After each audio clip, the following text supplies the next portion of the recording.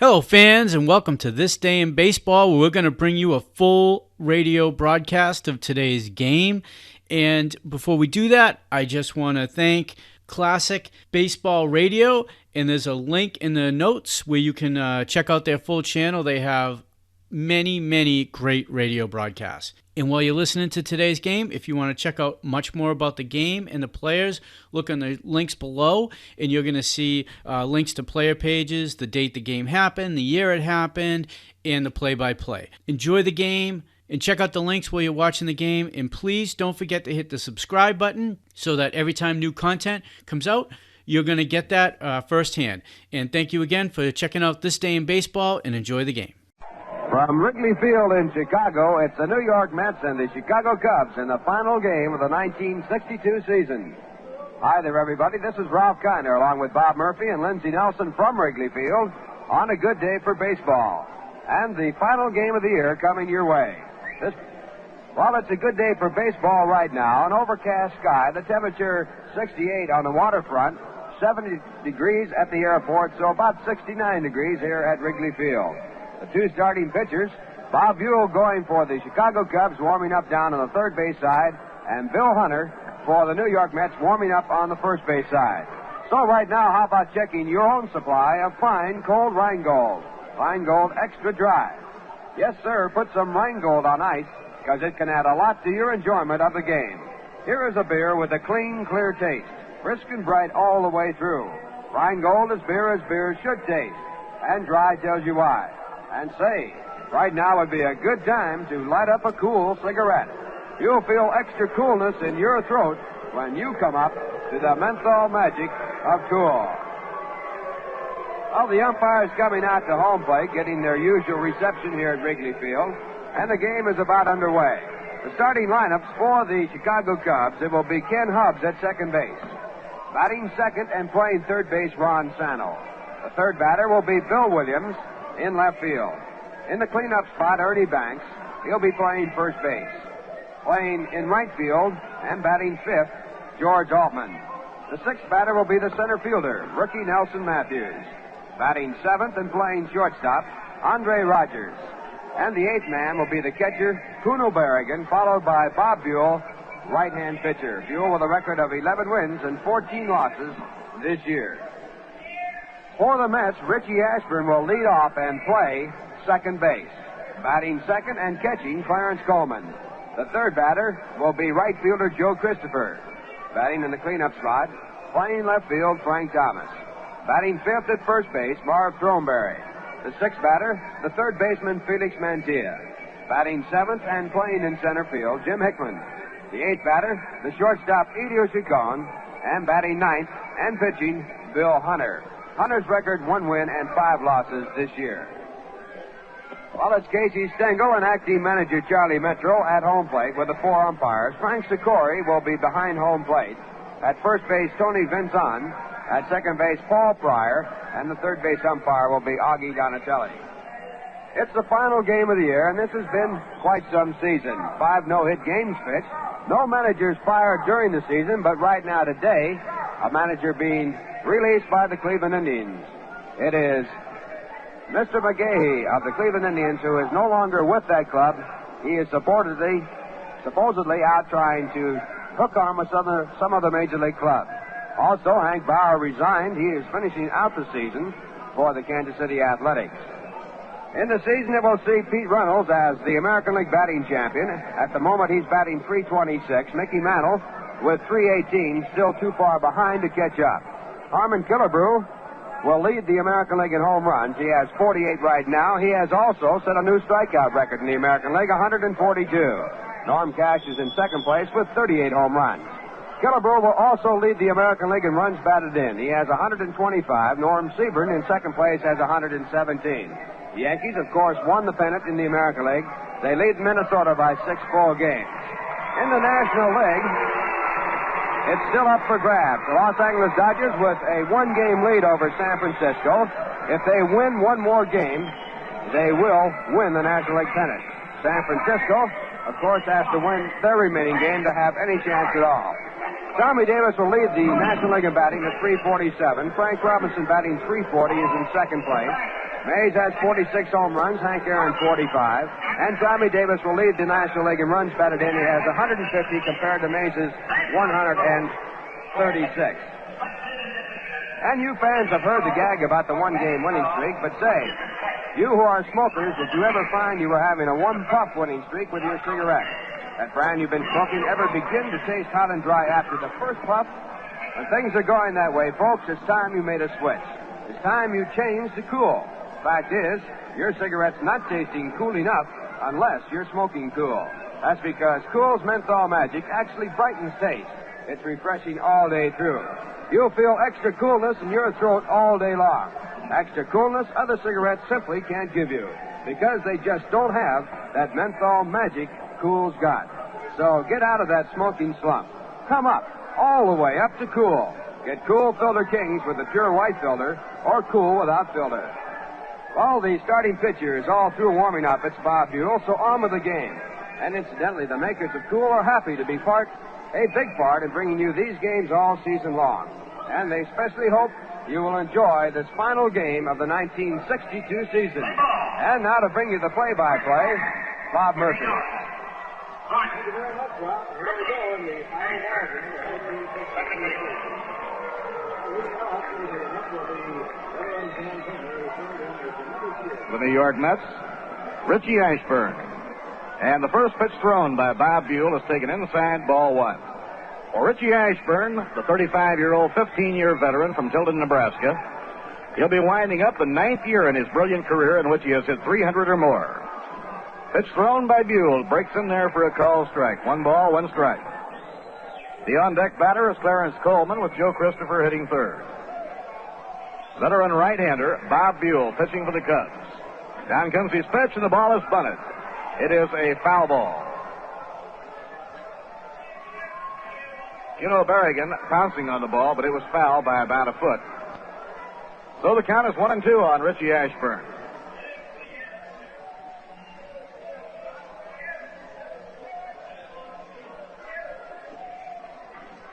Richie making his second Major League appearance at second base. He played an inning against the Cubs at second in the Polo Grounds.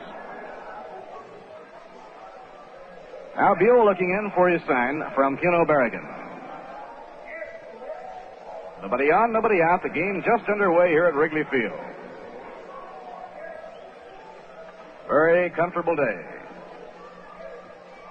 Now Buell into his windup, delivers. A fly ball hit to left field, running toward the line is Billy Williams. Right on the line, he's under it and makes the catch. He went a stride over the line into foul ground to take it.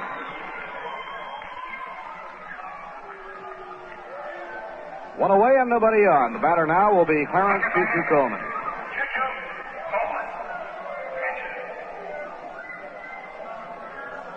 Choo-Choo hitting at .255 on the year.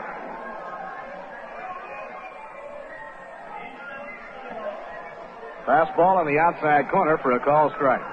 We'll be passing along all the scores of the other games, both Major League Baseball and professional football, as they come in.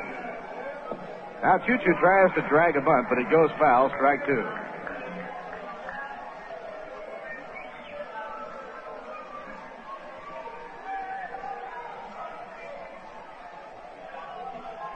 Here's the windup, down comes the pitch, and it's bounced foul.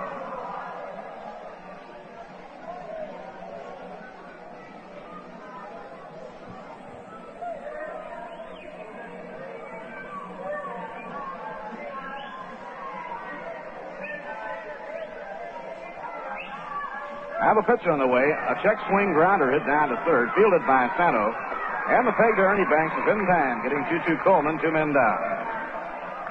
Well, the tremendous National League pennant race right down to the final day. Dodgers losing last night have now lost 9 of their last 12. Houston behind Bob Bruce beating San Francisco in the second game of a doubleheader yesterday, 4-2 to gain a split in the Twin Bill.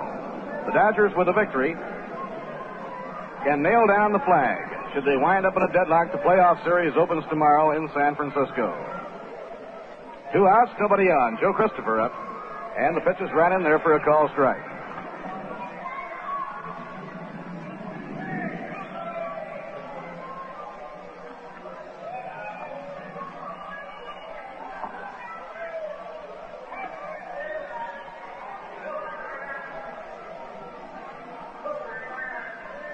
1 ball, 1 strike on Joe Christopher.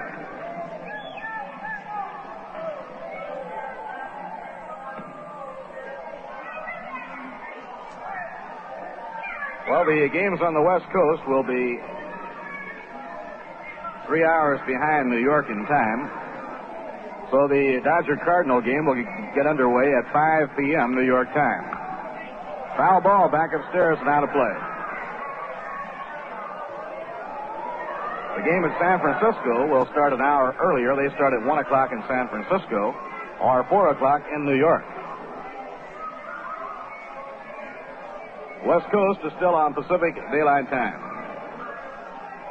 Count is even on Joe Christopher at 2-2. And now it's whacked foul upstairs and out of play.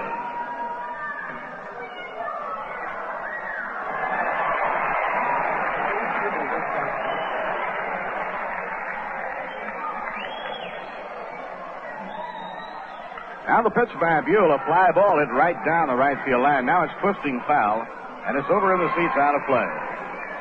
Buell on the year has won 11 while losing 14, and he has an earned run average of 4.01. 30 starts, 7 complete ball games. Bob Buell, veteran right-hander who came to the Cubs early in the year from the Milwaukee Braves. Now the 2-2 pitch. Breaking ball outside and low, a full count, 3-2.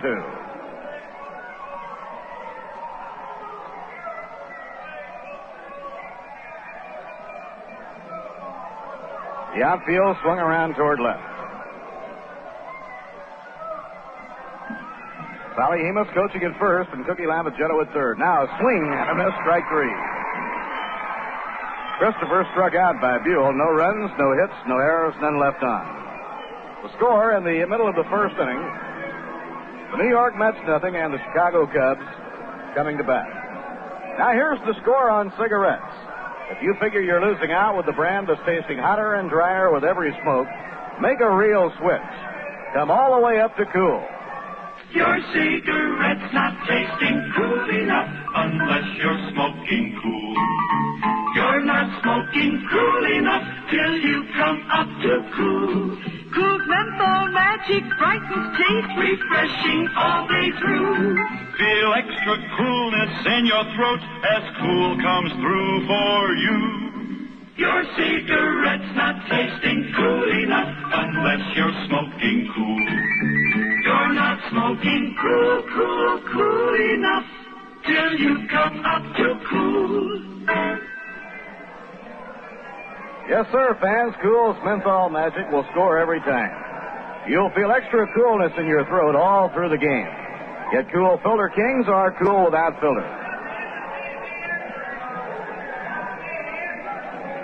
In the first quarter this afternoon in the Polo Grounds, on a scoring pass from Butch Songin to Maynard, the New York Titans are leading the Denver Broncos 7-3 in the first quarter.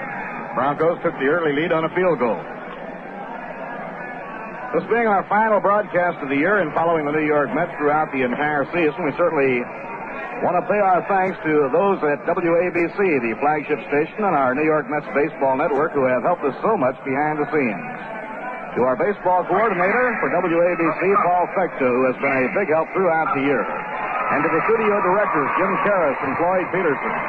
And our engineers at the Polo Grounds, Joe Vernum and Carl Lindquist. And out west, Joe Kresnicka and Bud Bombaugh. Bill Hunter on the mound for the New York Mets. He fires the fastball that is taken high by Kenny Hubbs. 1 ball and no strikes.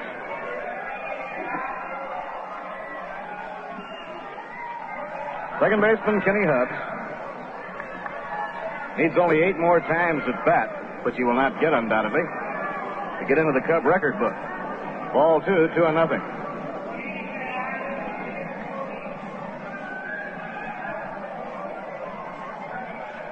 Now Bill Hunter out of his windup. Down comes the pitch.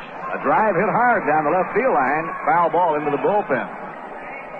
Hubbs getting around on the fastball thrown by Hunter, and the count goes 2-1.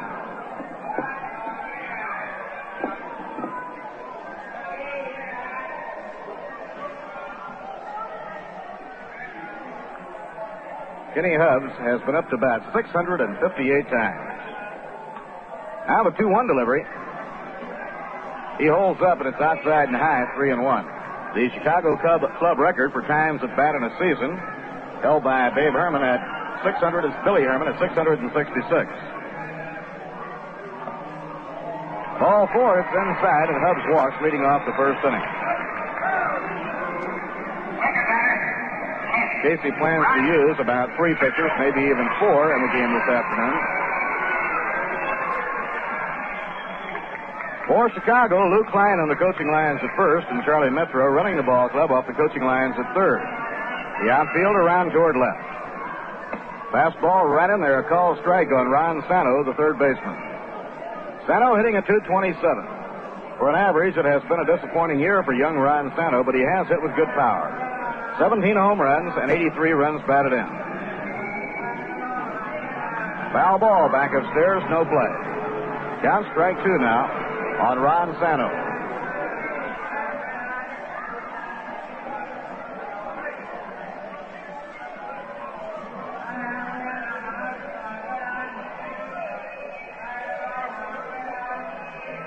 Now the pitch on the way. Inside and low, a good grab by Choo-Choo Coleman, lunging off to his left.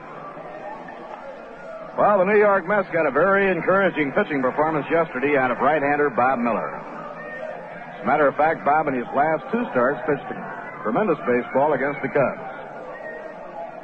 Ground ball hammered toward the hole. Mantilla up with it, throws to second. There's one. On to first, not in time. They erased the lead runner, Kenny Hubbs, on the hard grounder. Mantilla made a good play going off to his left to get the ground ball.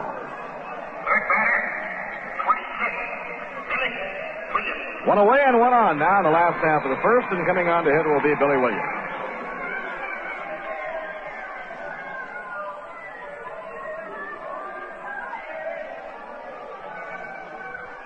Billy hitting an even .300. He'll be fighting hard to keep that average over the .300 mark in this final game of the season. Ground ball slowly hit towards second. Ashburn has it. Over to Chacon for the force play. Ralph, I guess there wouldn't be anything much more disappointing than to hit .300 all year the way Billy Williams has, and then drop below the last day of the year. That's right, Bob. For some unusual reason, 300's a magic number, and 299 just doesn't quite get it.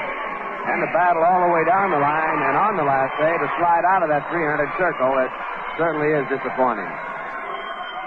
Now Ernie Banks stepping in. Ernie hit his 37th homer for the only run off Bob Miller yesterday. Of course, losing the batting title on the last day would be even more disappointing. That'd be a real heartbreaker. Foul ball back. You saw that happen, I think, didn't you, in Philadelphia when Ted Williams had the big day the last day of the season? Or was that 400, though, wasn't it? Well, that was the year he hit 400, That's but right. He did nose out Pete Runnels for the batting title on the last day of the season in Washington about 4 years ago. Well, Pete's got it sewed up right now. This will be his second American League batting title. Here's the pitch on the way. A smash hit towards short. Elio is up with it. He pegs over to Ashburn, and they have the fourth play on the side is out. In the first inning, no runs, no hits, no errors, and one left on. So at the end of one, the score, New York Mets nothing and the Chicago Cubs nothing. Well, I know one thing we're going to be enjoying this winter is watching the progress of the beautiful new baseball stadium at Flushing Meadow in Long Island. It is going to be the real showplace of baseball, even surpassing the fabulous stadium on the West Coast that is known as Dodger Stadium or Chavez Ravine, and the beautiful new stadium in Washington. The New York Mets will be opening their home season next year in the very finest baseball stadium in the world. Progress is sufficient so that the New York Mets are now accepting applications for season boxes and combination plan tickets. Prospective purchasers may send names and addresses to Ticket Manager, Polo Grounds, New York 39, and application blanks will be sent them. If you are a present subscriber, you need not apply, as an application will be mailed to you.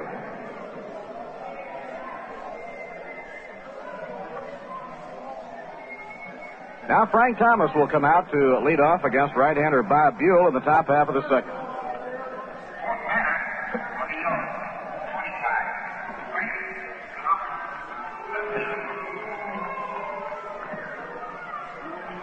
First pitch thrown by the veteran right-hander is over for a strike.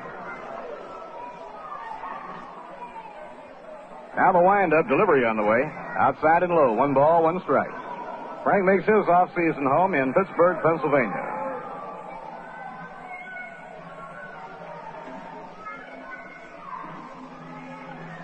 Now the wind-up, 1-1 pitch. Outside and low in the count, 2-1. Although it has been a baseball season and has been a tough one for the New York Mets, they've lost 39 games by the margin of 1 run. The season has passed very fast. Foul ball off his foot, no play in the count, 2-2. The wonderful sense of humor of manager Casey Stengel has made the season glide by in a hurry, Ralph. He certainly has made it easy, and he's a wonderful guy. Even right the day before the game, he was in there talking about next year and making it all sound extremely interesting and making the season even that much better. 2-2 on Frank Thomas. Ground ball hammered foul down the third baseline. No play, and the count stays the same. Well, we all know that nobody likes to win any more than Casey Stengel, who has known the glory of pennants and world championships, and it's a tremendous credit to Casey that he has remained as calm and as patient throughout the year as he has. Full count, 3-2. He has never given up in any ball game and has constantly worked with the younger players trying to improve them. Now the 3-2 pitch, slashed on the ground over second, fielded behind second by Hubbs, and the peg to first is in time, and the defensive shift takes a base hit away from Frank Thomas. He hit that ball hard and right over second base. But the second baseman, Kenny Hubbs, was playing him directly behind second on the edge of the center field grass. You know, Bob, the last day of the season is really a strange day for ball players. They're all packed up, ready to go. And then the day comes around, and they're sorry to see it get right there. About a week later, they wish the season would start up again. Marv Throneberry, the batter. Well, Marv will be catching an airplane from Memphis, Tennessee. He lives in Collierville, just outside Memphis. But Marv won't be staying there very long. Here's the pitch. Long drive hit foul down the right field line. Like many ball players, Throneberry does a lot of hunting and fishing during the off-season, so he's just going to go home, get a couple of bird dogs, and head for Kansas for some hunting.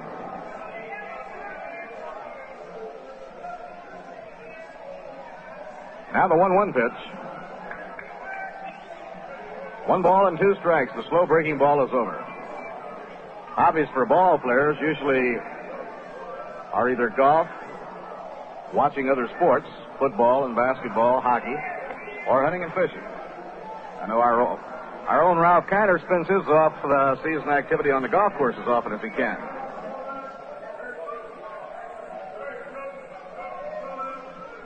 Now the 2-2 pitch. Ground ball bounced down to third, fielded by Ron Santo. And the peg to first is in time for the out. 2 down.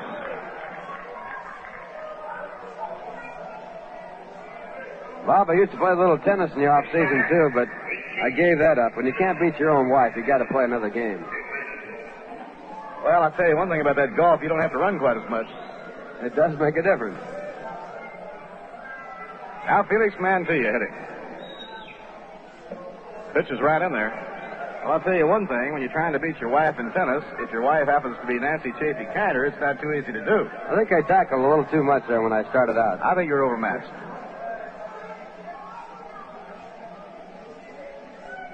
Next pitch on the way. Whack foul by Felix, upstairs and out of play. You know, Bob, I told her when I married her that I would beat her within a year. And I really went at it seriously, and it didn't take, actually, it took me a little longer than a year. It took me 18 months. And a month after I beat her, she had our first son, so you can imagine what kind of shape she was in. Boy, oh boy, now we know about you. 1 ball and 2 strikes. Ralph Kiner will be known as the man who beat his wife in tennis. Outside and low, and the count is 2-2. Nancy still play much tennis? She plays a lot and plays extremely well right now, but she's not in good shape for competitive tennis. That's a very tough game. You have to be in great shape. Here's the 2-2 pitch. Line drive hit by Felix, and that's a fair ball down the left field line. Felix around first is trying for 2. The peg coming in from Billy Williams, not in time, and sliding in with a double is Felix Mantilla. Well, here's a ball player, Felix Mantilla, that has been a much better hitter than I thought he would be. He certainly has turned out to be a good hitter in the full season of play. In fact, he surprised everybody, including Casey Stengel. Casey thought he was an outstanding defensive player and not real good with the bat, but he has turned out to be a very consistent hitter for the Mets. Now the hitter is Jim Hickman. Outside and low. Ralph, when we were down at spring training this year, you were one of the very first to tab Jim Hickman as a fellow with possibilities and potential. Has he developed over the year as you had hoped he would? I think he's showing fine signs of development. He really has improved, even though the average doesn't quite show it. Ground ball hit slowly back toward the mound. Buell up with it, makes the play over to first in time for the out. So the Mets are out in the second. No runs, 1 hit, no errors, 1 left on. At the end of an inning and a half, the score, Mets nothing and the Cubs nothing. And now a word from Cool Cigarettes. Are you thinking of changing to a menthol cigarette? Well, don't make a disappointing change. Make the right change. Come up to Cool. Here's why. Your cigarette's not tasting cool enough unless you're smoking cool. You're not smoking cool enough till you come up to Cool. Cool's menthol magic, bright with taste, refreshing all day through. Feel extra coolness in your throat as Cool comes through for you. You're not smoking cool enough till you come up to Cool. Enjoy the extra coolness you feel in your throat when you smoke Cool. Enjoy that bright, clear taste all day long. Come up to Cool. Cool with the pure white filter or Cool without filter.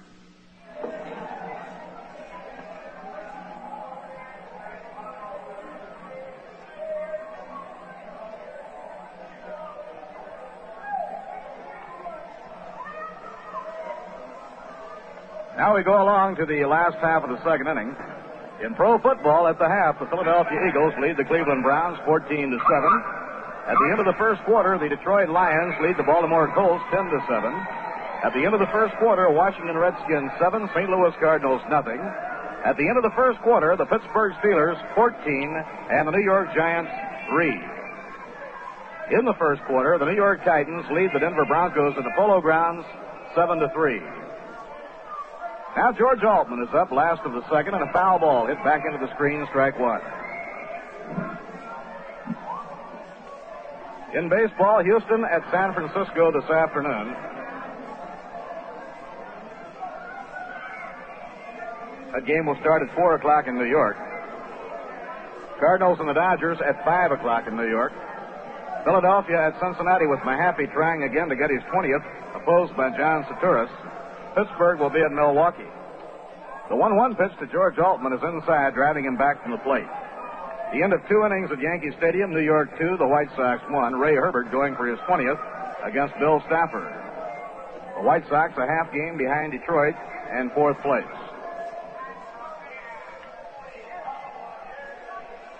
The end of 5 innings, Washington 2, the Red Sox nothing. Cheney against Conley. They're playing a doubleheader after being rained out yesterday, and they're also playing a doubleheader in Cleveland, with the Indians leading the Angels 4-3 at the end of 4.5. Newman against McDowell. Next pitch to Altman is way outside. Full count, 3-2.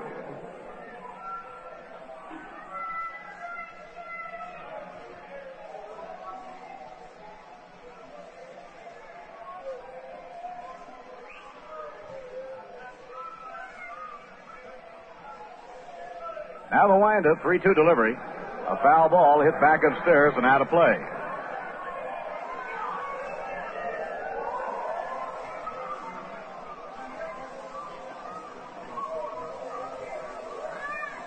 Now Hunter into his windup. The pitch to Altman. A drive in the air to center field. Hickman will have to play it on the hop. It's a base hit. So Altman leads off the last half of the second with a single to center field. Coming on to hit now will be the rookie center fielder, Nelson Matthews.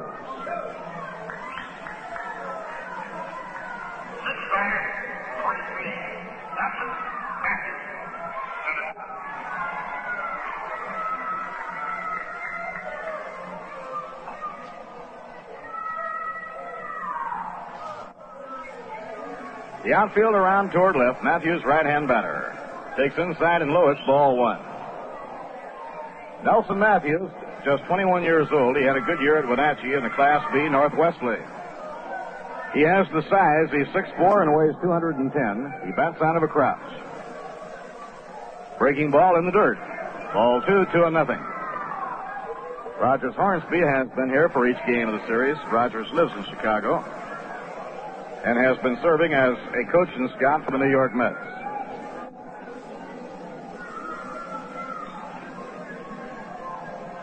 Two-0 pitch. Inside and low, it's ball 3-0. Bill Hunter on the verge of getting into a jam now, behind on Matthews, 3-0.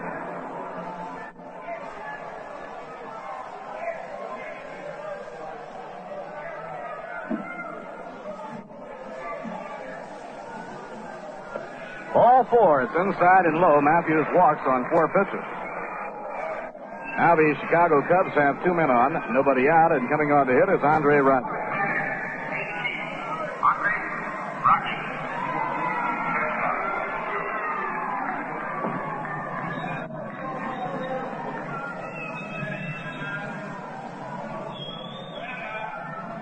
Outfield swung around toward left, the right-handed batting Andre Rogers.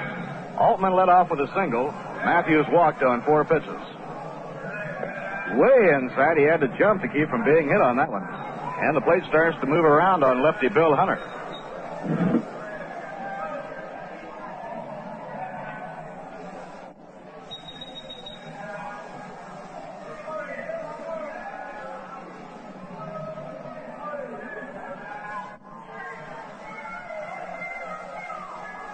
This has been a year in baseball in which many outstanding things have been accomplished.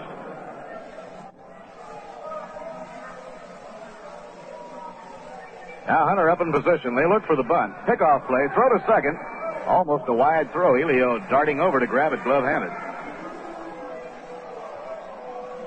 Los Angeles Dodgers breaking the all-time home tennis record when they drew almost 50,000 yesterday to erase the old mark held by Cleveland. Low, ball 2-0. Little Maury Wills helping to pack many of the fans into Dodger Stadium with a tremendous season in which he has stolen 100 bases.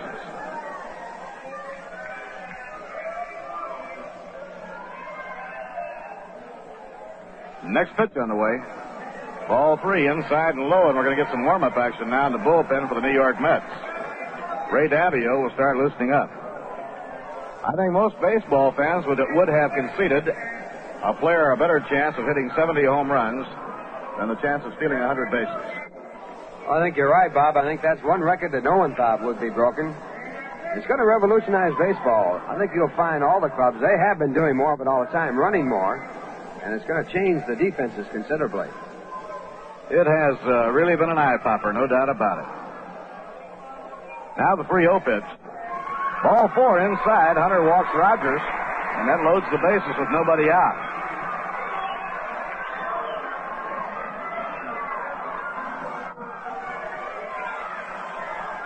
No, sir, I thought the Ty Cobb's record was there forever.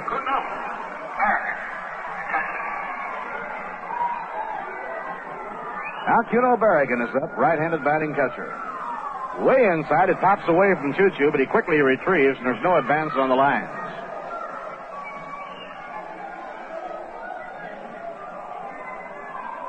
Well, when you think that every one of those stolen bases, just like a 2-base hit, you can certainly realize how valuable he has been to the Los Angeles Dodgers.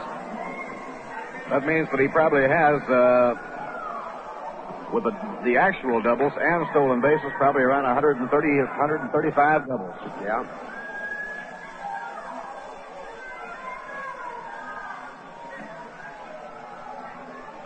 Now the windup and the pitch thrown.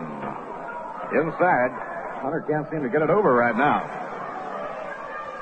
And yet, if the Dodgers win the pennant, it's going to be a tremendous battle between Tommy Davis, who's had an outstanding year, and Mario Wills, and maybe Don Drysdale for the Most Valuable Player award. Tommy Davis has had a fabulous year.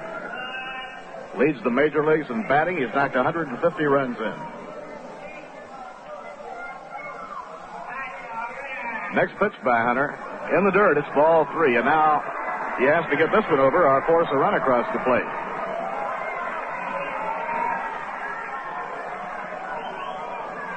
Count 3-0 on Kino Berrigan. Bases loaded, nobody out.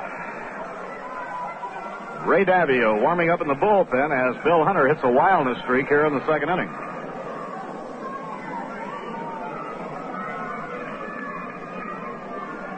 Now the windup, 3-0 delivery. Too high, it's ball 4, 3 walks in a row. Run batted in for Kino Berrigan, and that brings Casey Stengel out.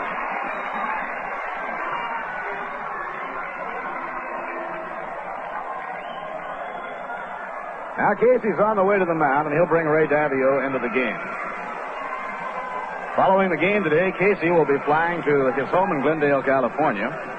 And, of course, we'll see the World Series games and be talking to the baseball people from the other Major League ball clubs during the series games that are played on the West Coast, either Los Angeles or San Francisco. So we'll have a pitching change made here in the second. A wildness streak forcing Bill Hunter out of the game, and Ray Davio is coming on in relief. On this, our final day of the 1962 season, we would be quite remiss if we did not say thanks to many of the wonderful people in the New York Mets organization who are not in the limelight, do not receive the attentions of the press and the radio and television coverage, but nonetheless are so vitally important to the operation of a Major League ball club. So our thanks from all of us to Margaret Rigetz, George Weiss, the secretary, to Rose Strata, who so capably handles the secretarial work for Johnny Murphy, for Madeline Calasurda, who serves in the same capacity for Tom Meany, for Linda Gangloff, Julie Adler's secretary, Mary Ann Konicki, who is the secretary for Bill Burgage, the farm director. And our thanks, too, to Joe DiGregorio and Eddie Millicek, to Annette Van Dyke, Pete Mustachio, and, of course, to a fellow who has worked long and hard throughout the year, has been with us every moment, the traveling secretary and the former sports editor of the old Brooklyn Eagle, Lou Niss. Right here, let's take a quick pause for station identification. This is WGY Schenectady, 810 on your dial, where the time is now 2 minutes past 3 o'clock, and the temperature 65 degrees. Now Ray Davio is on in relief, and Bob Buell is the batter with the bases loaded, nobody out, and 1 run in. Davio into his windup. Now the pitch, way up high, it's ball 1. Bob Davio couldn't have a better spot to come in to relieve in because Bob Buell has yet to get a base hit this year. He's been up 66 times without a base hit. Now, that's hard to believe. I think he had the law of averages going for him to get him out, didn't you? You know, you'd think you could just get the bat and the ball and it would go somewhere for a base hit and all those times at bat. I didn't realize that. 66 at-bats without a hit. And the pitch is in there for a call strike. He was taking, and I can understand why he was taking. I think they give him 4 take signs every time he comes up. I bet they'd have him take on 3 and 2, wouldn't they? Absolutely. I've seen that done, too. Yeah, that has been done many times. 1-1 now on Bob Buell. Here comes the pitch. Foul ball back. I remember a number of years ago when I was living out in Oklahoma, Ralph, and I was listening to a Game of the Day broadcast, and Tom Meany was doing a guest appearance and broadcasting an inning, and Preacher Rowe came to bat. He was one of the worst hitters in baseball. And Meany had a great description. He looked at him and he said, "Here is the least menacing hitter I have ever seen."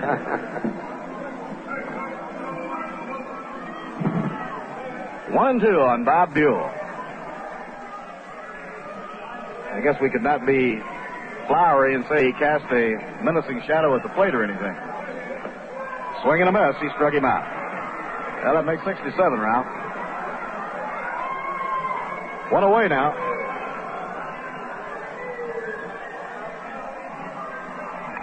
And the batter coming on is Kenny Hubbs.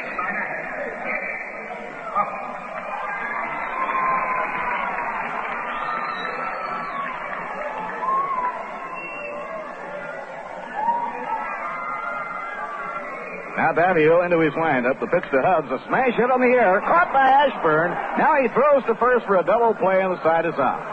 Hard line drive by Kenny Hubbs. Glove-handed by Ashburn going to his left.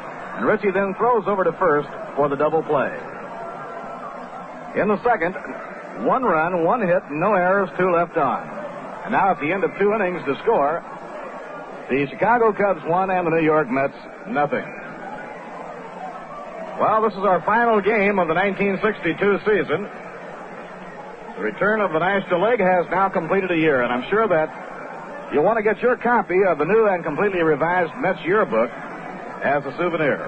It contains a history of the many famous sporting events which took place in the Polo Grounds, boxing and football as well as baseball, biographies and photos of Casey and all the coaches, a lot of action pictures. You may get your copy simply by addressing your correspondence to Mets Yearbook, the Polo Grounds, New York 39, and enclose 50 cents. It'll make a fine souvenir and an item that you'll want to keep in your sports library. And fans, the makers of Cool cigarettes have been mighty happy to follow the Mets from coast to coast, from Wisconsin to Texas, throughout the year. We hope you've enjoyed the games. Right now, we go along to the third inning, and a fellow that we certainly have enjoyed working with, who has done a great job throughout the year, Mr. Ralph Kiner. Thank you, Bob. It's Elio Chico now against Bob Buell. And the first pitch here in the third is low for ball one. Buell has given up no runs, and he has allowed only one base hit. That was a double to Felix Mantilla. Elio batting for the first time, hitting .238. He bats from the right-hand side, and the 1-0 pitch is a called strike by home plate umpire Frank Sikora. Count now 1-1. On deck batter is Ray Davio. He'll be followed by Richie Ashburn. Now the 1-1 pitch. It's low and inside for ball two. So it's 2 balls and 1. Elio has hit 2 home runs this year, and he has driven in 27 runs. The 2-1 pitch. Outside, it's ball 3. Chacon is tied with Richie Ashburn for the club lead in stolen bases. He has 12. And on the season, he has walked 75 times. Just 6 behind Richie Ashburn, who leads the club with 81. Now the 3-1 pitch. It's low for ball 4. So Chacon now with his 6th.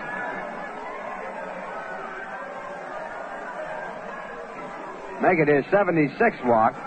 And the Mets have the time run at first base with no one out.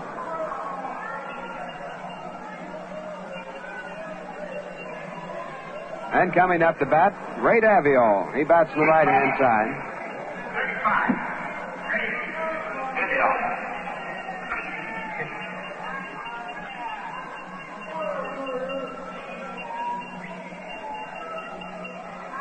And Bob Buell, with the third baseman looking for the bunt, takes the sign, goes into the stretch.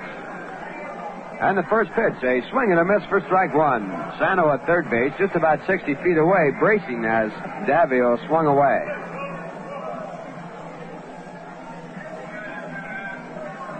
Davio with 1 hit in 14 appearances, batting .071. And now the bunt try. He takes it, though. It's outside. 1 ball, 1 strike. Charging from third, Ron Sano. Also from first base, Ernie Banks. Shortstop moving over to cover second base, and of course the second baseman moving to cover at first. And if the outfielders are in on the play like they should be, the right fielder backs up first base on the play, and the center fielder moves on in. There's a bunt try this time. Davio misses, strike 2. 1 ball, 2 strikes.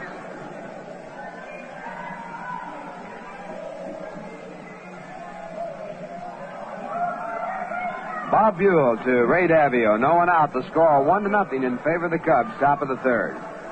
And now Davio takes the curveball over, strike 3 call. Buell with his second strikeout in the game, and it brings up Richie Ashburn. Richie fouled out to the left fielder his first time up.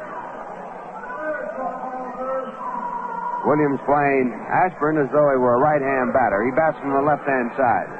Chacon at first, and the pitch back is a strike call, the fastball through. Buell, a one-time blazing fast. Right now, his best pitch is slider. He has pitched good ball for the Chicago Cubs. One of his wins, a shutout over the Dodgers, 1-0. Now the 1-strike pitch, bounced down toward first. Ernie Banks comes in, but the ball goes foul. So Ashburn is saved and out, and going back to first base after moving on down to second, Elio Chacon. Buell this year has won 11 games, lost 14. Against the Mets in 4 appearances, he is 0-1. This is his 35th appearance of the year and his 31st start.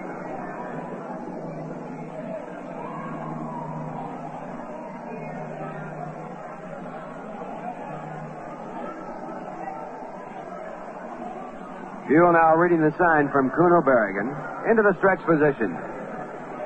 And the two-strike pitch is fouled away, and the count stays at 0-2. The Yankees won the American League pennant. The National League still up for grabs. Dodgers can cinch it by winning today, or they can back in if they lose and San Francisco loses.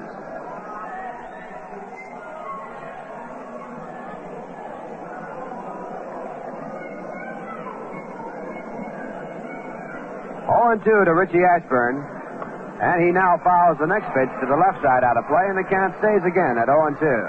If there's a playoff, the first game will be played on Monday at San Francisco. Second game will be played Tuesday in Los Angeles, and if necessary, the third game also will be played in Los Angeles. World Series scheduled to start on Thursday with a playoff. Wednesday, of course, with no playoff. Now the two-strike pitch again, and again a foul ball. This one's straight back. So Richie stays alive at 0-2. Score 1-0, favor the Cubs. One man out in the top of the third. Minnesota has cinched second place. The Los Angeles Angels have cinched third place. Fourth place still being contested. Detroit and Chicago spread by 1/2 game.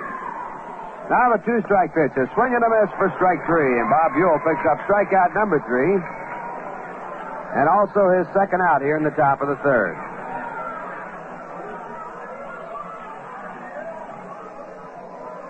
In the National League, first and second still undecided, but Cincinnati has cinched third place, and Pittsburgh has cinched fourth place. Milwaukee will finish fifth. They have cinched fifth position.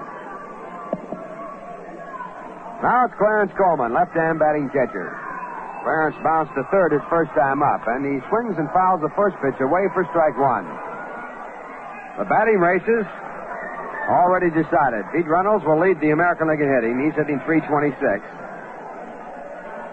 In the National League, it will be Tommy Davis, the leader, with a .347 average going into today's action. Frank Robinson is too far behind to catch up, batting .340.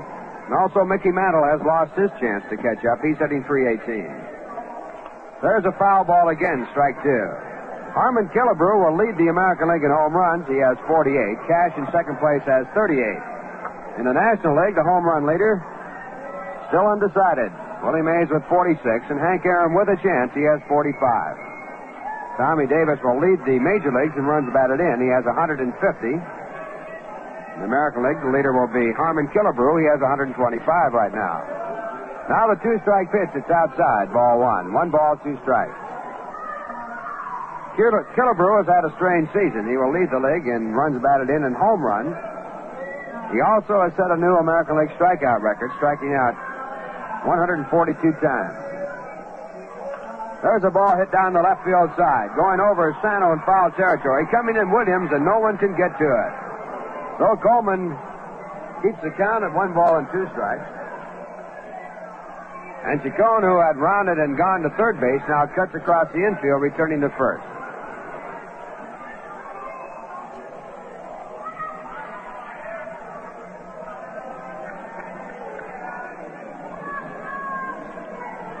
Coleman, one time a dead pull hitter, has been working very hard on trying to hit the ball to left field. Now he fouls the pitch back on the screen. So once again, it stays at 1-2 with 2 outs. Cubs lead 1-0, top of the third.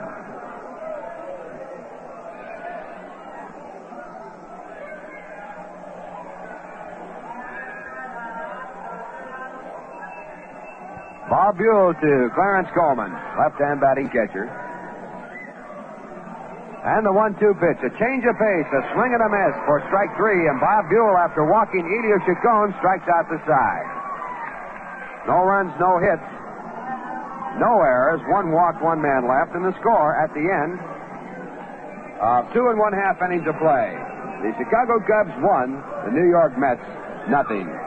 Now a popular question put to music by none other than Guy Lombardo. Who is the girl? Who be the girl? Miss Ryan goes 63. She'd be a beaut. She'd be really cute. The only girl for me. Carol, Loretta, Eileen, Beverly. Is Prue or Chris the one girl who will be that famous girl, that charming girl, Miss Ryan Gold 63? This is Guy Lombardo. Who will be Miss Ryan Gold 1963? Your vote may decide who'll have the fame and fortune of representing Ryan Gold Extra Dry, the beer that gets most New Yorkers' votes. So vote now. They're all so charming, I'm in such a fix. Yes, I'll just have to vote for all six.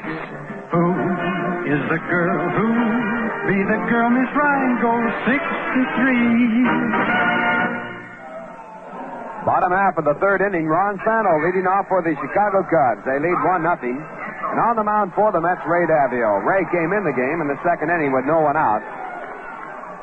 And he picked up 3 quick outs, 1 on a strikeout, the other 2 on double plays, on a double play. Mets now with 163 double plays this year. Cubs have set a new club record for double plays. They have 177, breaking the old record of 176. First pitch to Sano is low, ball 1. Old record set by the 1928 Chicago team. Of course, that's rather a dubious record. You can't make double plays unless your pitchers put runners on base. Sano hit into a forced play his first time up. He's 0 for 1. And now he takes high inside, ball 2. Ron batting .227. 17 home runs, 83 runs batted in. He bats from the right-hand side. It will be Sano, Williams, and Banks against Ray Davio here in the third. And the right-hander back to work with a curveball, a swing and a miss for strike 1. 2 balls and 1 strike. Bill Hunter started the game, worked 1 official inning, and he is the pitcher of record on the losing side. 1 run scored against him. There's a strike called to Sano. Count now 2-2.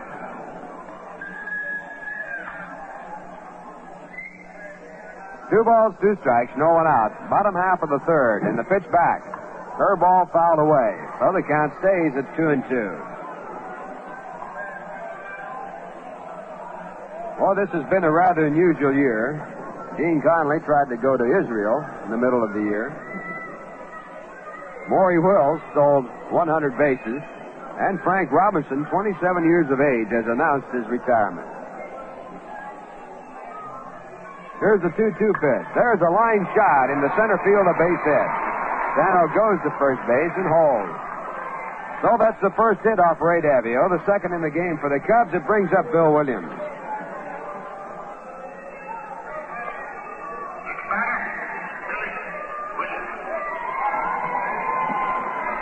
Williams batting from the left-hand side, hit into a forced play his first time up. He's hitting an even 300. 8 home runs. And he takes low for ball 1.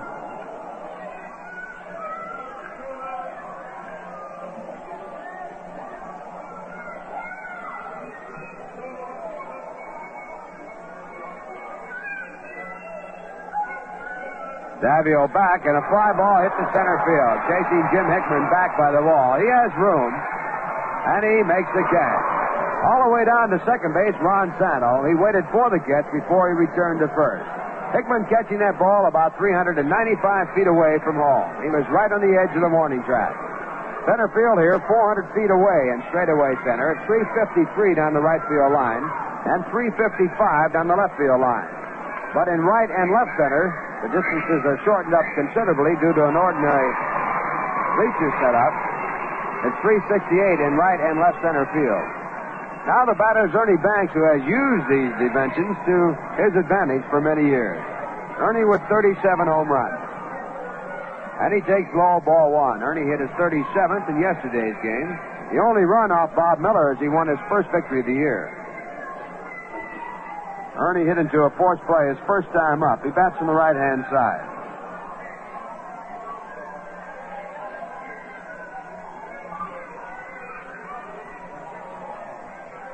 Throw to first base, but Sano is back easily. Now Davio back to Banks, and there's a slowly hit ground ball down the short. Chacon over to second to Ashburn in time. To first base, not in time. The ball in the dirt, dug out by Mars Thornberry. So Richie Ashburn in the middle of the double play attempt did not get the ball to first in time, and Banks exchanges at first base with Ron Sano. 2 men out now, and George Altman comes up.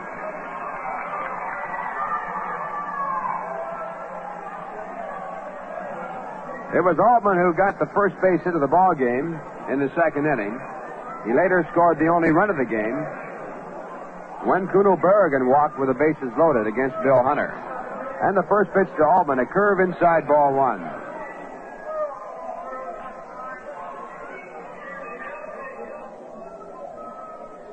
George batting .315.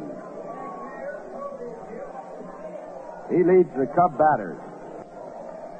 And now Davio back to the left-hand batter with a change of pace. It's outside and high, ball two. A throw to first by Coleman, but Ernie Banks easily back.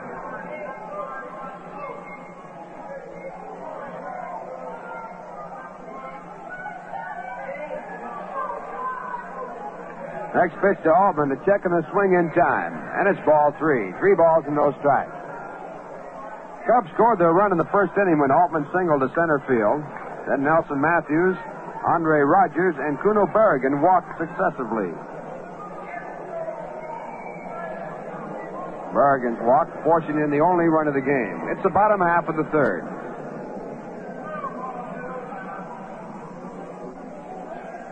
Now the 3-0 pitch. Altman takes strike one. The on-deck batter is Nelson Matthews, right-hand batting center fielder. Down 3 balls and 1 strike, 2 men out. Ernie Banks at first base, Lou Klein, the coach at first, giving him the sign as to whether or not he should go. He does not go, and the pitch is low, a curve for ball 4. Altman walks, moving Banks 90 feet ahead. And now the batter will be Nelson Matthews.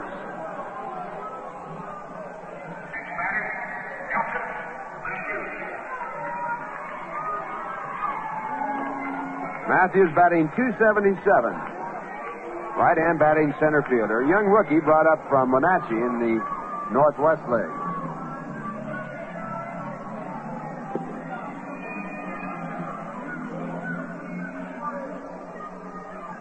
And now Davio with his first pitch. It's low, ball one.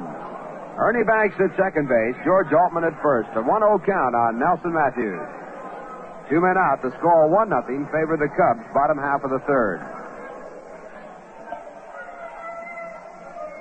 Matthews hit .368 for Wenatchee, 24 home runs and 78 runs batted in. He's 21 years of age. And the 1-0 pitch to the right-hand batter. A curve looked at, strike one. 1 ball, 1 strike. Well, with Billy Ott, Nelson Matthews, Freddie Burdette, Cubs have some famous last names going for them.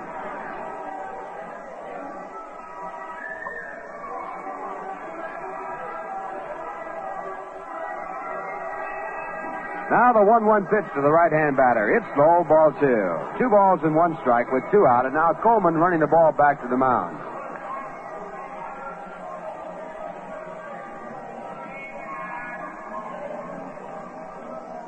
At the Polo Grounds, a field goal by Denver's Mingo from the 17-yard line, giving the Denver Broncos a 13-10 lead over the New York Titans.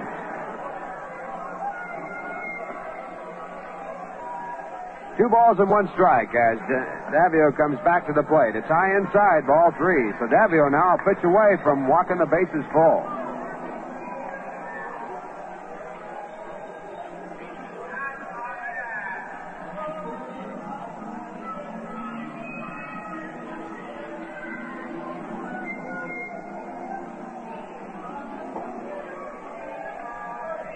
Davio with a long look at the signs from Coleman.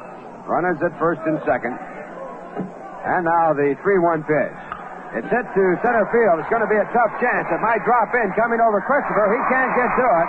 He takes it on the first bounce. Here comes the throw in. Ernie Banks has scored.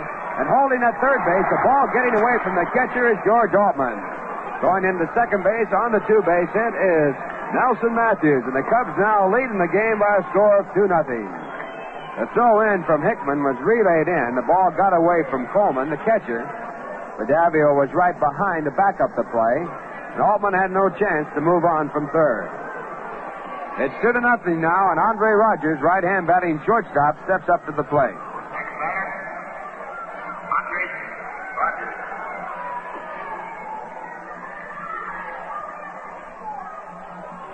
And the first pitch to Rogers hit down to short. A good play by Chacon as he comes up with the ball. He goes to first base in time to retire the side. In the inning, the Cubs had one more run to their score on 2 hits. There were no errors, and 2 men were left on. And the score now at the end, 3 innings of play.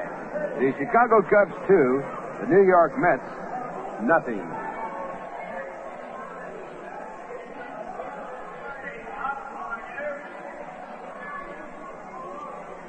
Well, right at the Polo Grounds today, the New York Titans playing their first home game against the Denver Broncos, and the score there, 13-10 in favor of Denver, as Denver has just taken the lead away on a field goal by Mingo.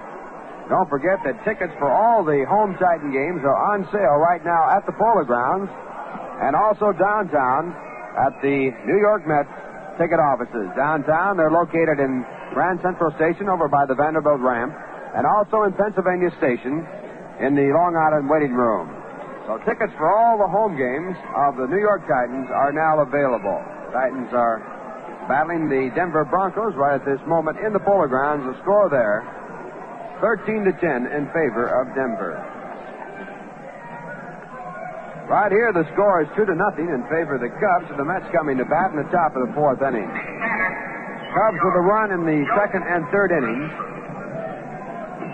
and the Mets looking for their first run. They have had 2 base runners. One was Felix Mantilla on a double, the other Elias Chacon on a walk. And now Joe Christopher batting for the 2nd time against Bob Buell. And he looks at a change of pace curve for strike 1. Joe struck out swinging on a change of pace his first time up. He's batting .247. And the pitch back to the right-hand batter is outside. 1 ball, 1 strike. Final game of the year. Cubs against the New York Mets.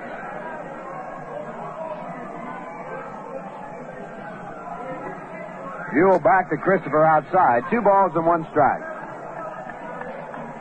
Bob Buell with a record of 11 wins and 14 losses. He was traded to the Cubs from Milwaukee for Jack Curtis earlier in the season. Bob had quite a record for the Milwaukee Braves in many seasons. Now the 2-1 pitch. It's popped up by home plate. The catcher, Kuno Berrigan, comes out, but now Sano calling, and Sano makes the catch right near the foul line. 1 man out, and the batter will be Frank Thomas. Frank was robbed of a base hit his first time up by the exaggerated shift put on by the Cubs. He hit one right through the middle, very hard on the ground. Kenny Hubbs, who was playing over close to second base, went in back of the bag on the grass to pick up the ball and throw him out. Frank batting .264, 33 home runs, and 93 runs batted in. And Bob Buell with his first pitch, a good fastball on the inside corner, strike 1. Buell still fast, not as fast as he was, but he still throws hard. 1 strike pitch to Frank. A slider that's outside, ball 1. Thomas checking his swing just in time. 1 ball, 1 strike.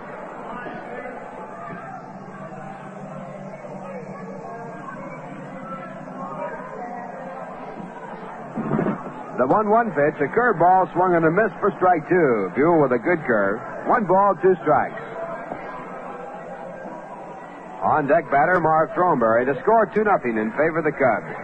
Top of the 4th inning. And now Buell back to work. And he just misses with a curveball. Ball 2. It's just off the outside corner. Kuno Berrigan, the catcher, thought he had it.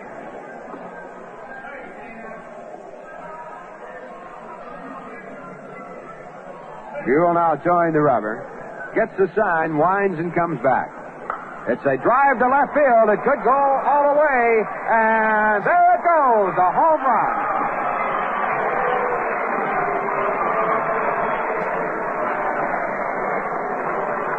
Frank Thomas riding out his 34th home run of the year, and that's his first home run here in Wrigley Field. And there has only been one park in the National League that Frank has not hit a home run in, and that was Houston. And the score now is 2-1 in favor of the Cubs. Frank with 94 RBIs, and the batter coming on is Marv Thornberry. That was a line shot that hit off of the back wall and back of the regular front wall here at Wrigley Field. And the first pitch to Thornberry, change of pace high, ball one.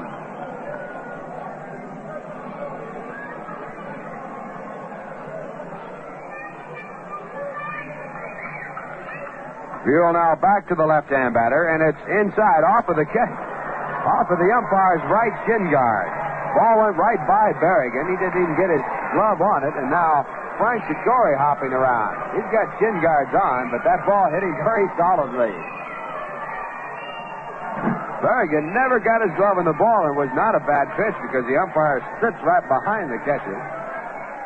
Now Ciccori, who was an outfielder, takes a look at the ball and also adjusts the shin guard. Well, an umpire will get no sympathy. Not from any ball player, I'm sure. Corey's still taking time to let the pain away. While we take this time, let's pause for station identification. This is WGY Schenectady, 8:10 on your dial, where the time is now 28.5 minutes before 4 o'clock. Ralph Kiner along with Lindsey Nelson and Bob Murphy from Wrigley Field, and time still called as Frank Ciccori gets the attention of Al Suleiman, the trainer for the Chicago Cubs, Augie Donatelli, who is the umpire at third base, and Pat Piper, who's the public address announcer here. Ciccori okay now. He's back behind the catcher. The count is 2-0 to Marv Thornberry. One man out to score 2-1 in favor of the Cubs. The Mets picking up their first run on Frank Thomas's home run. Here's the pitch back. It's low for ball three. So Bob Buell now 3-0 to Marv Thornberry. Marv bounced to third his first time up. He's hitting .242. And he takes a fastball that's right through for strike one.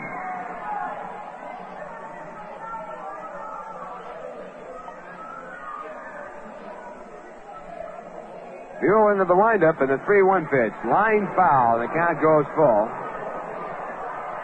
3 balls and 2 strikes.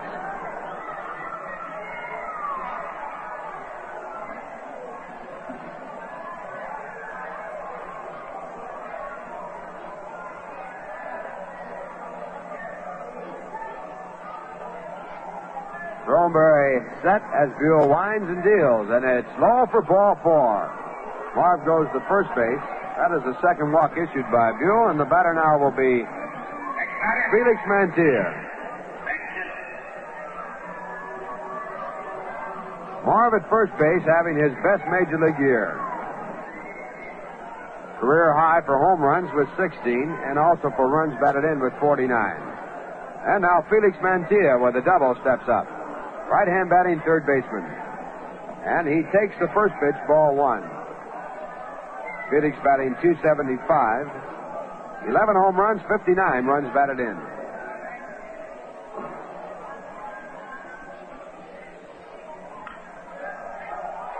Mantilla hits the next pitch down to first base to Ernie Banks. He turns, throws to second for the first part of the fourth play. The return throw from Andre Rogers, not in time. And Mantilla is safe on the fourth. Marv Thornberry out at second base. It scored 3-6, and with 2 out now, the batter will be Jim Hickman.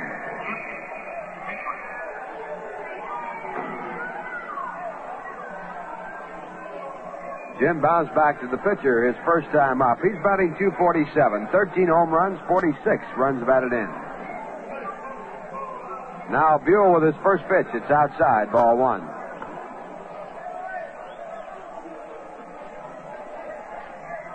Two to 1 in favor of the Cubs. Top of the fourth inning. Buell back on top and back to the plate. It's just outside again. 2 balls and no strikes.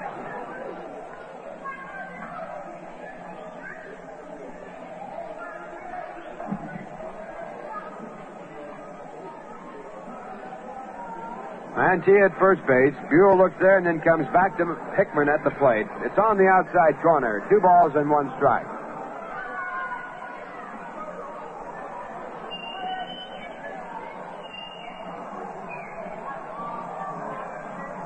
Now Buell back again, and this one is popped up into shallow center field. Kenny Hubbs goes back in the grass, and he makes the catch to retire the side. In the inning, the Mets score 1 run on 1 hit, a home run by Frank Thomas. There were no errors, 1 walk, and 1 man left on. And the score at the end of 3 1/2 innings of play. The New York Mets won, the Chicago Cubs 2. You know, they say a rose by any other name would smell as sweet. That may be true. But this, I know to be true. A beer by any other name but Rheingold just won't taste as good. And it's really very simple. 2 little words tell you why. Extra dry. Yes, Rheingold's way of brewing is long, slow, and costly, but it pays off in taste. Rheingold's flavor comes through brisk, bright, and clean. That's what makes Rheingold New York's largest selling beer. The happy choice of millions. So, look, why not enjoy the extra refreshment that comes with wonderful Rheingold beer? Join the millions who say, my beer is Rheingold, the dry beer. Do it right now. Enjoy a glass of Rheingold along with the game.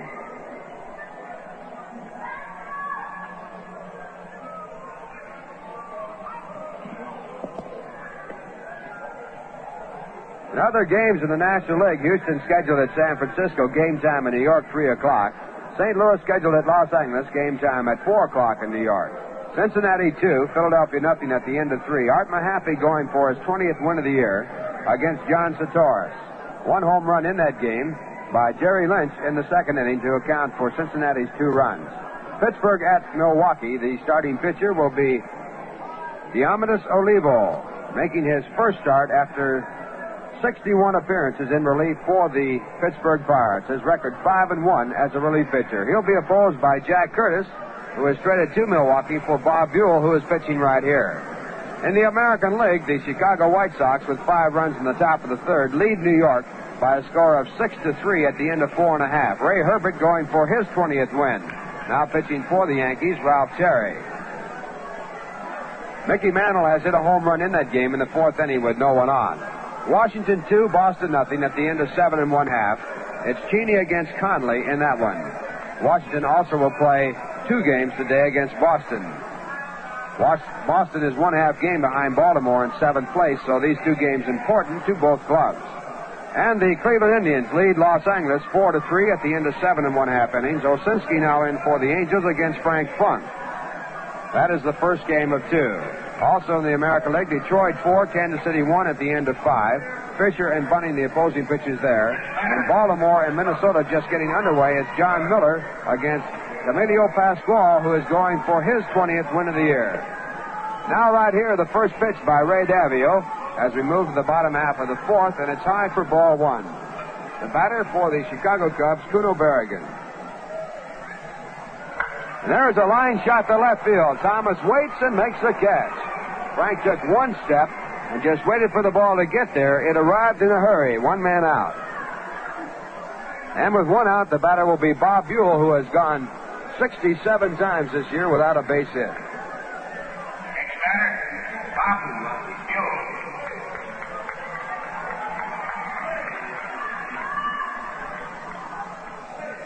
Bob, looking for his first hit this year, takes a strike call. Well, as we said earlier, it seems almost impossible to go 0 for 67. Now the 1 strike pitch, a swing and a miss, strike 2.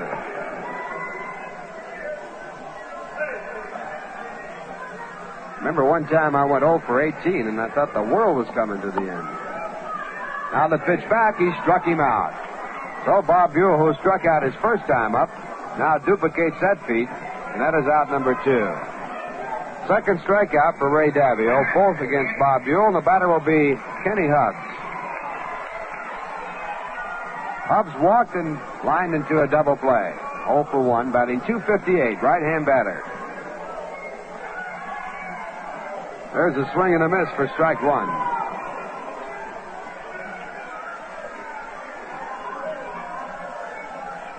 Davio in relief of Bill Hunter, the starting pitcher. The score 2-1 in favor of the Cubs. And a change of pace is swung on and missed by Hubbs for strike 2.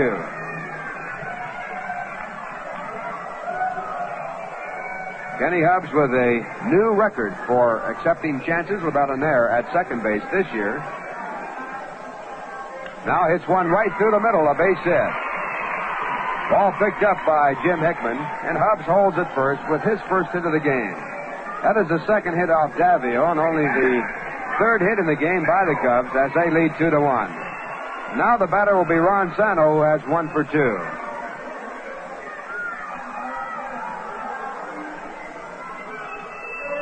Santo batting .227, bats from the right-hand side.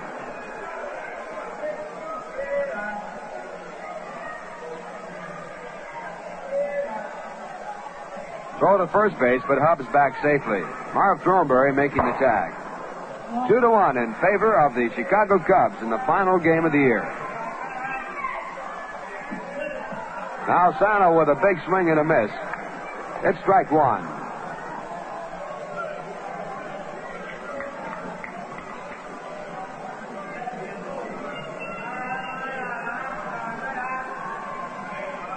Davio looking for the sign. Just off the mound. Now gets set on the mound. Looks at first base. And goes there. And again, Hubbs back. The throw off line.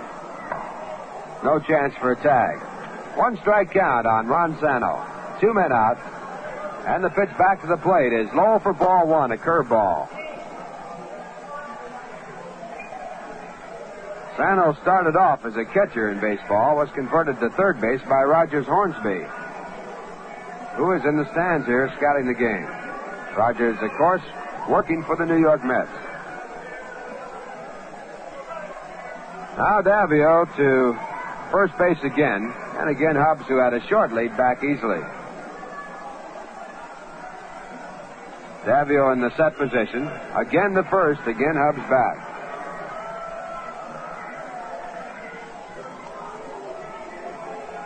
One ball, 1 strike, and the pitch is hit to left center field. It could be in there. Coming over is Hickman, and he makes the catch. Fine running catch by Jim Hickman to retire the side. In the inning for the Cubs, no runs on 1 hit, no errors, and 1 man left on. And the score at the end of 4 innings of play. The Cubs 2, the New York Mets 1. Now, once again, here's Bob Murphy to tell you all about the new stadium and give you some more play-by-play. Thank you very much, Ralph. The New York Mets are now accepting applications for season boxes and also combination plan tickets for next season in the home games to be played at the beautiful new stadium in Flushing Meadow. So prospective purchasers may send names and addresses to Ticket Manager, Polo Grounds, New York 39, New York, and application blanks will be mailed them. If you are a present subscriber, you need not apply, as an application will be sent to you. Well, we're just about set now to go along to the 5th inning. Just about enough time to settle back and relax and pour yourself a glass of Rheingold before the action starts again. So open up or order up a Rheingold. It's beer as beer should taste.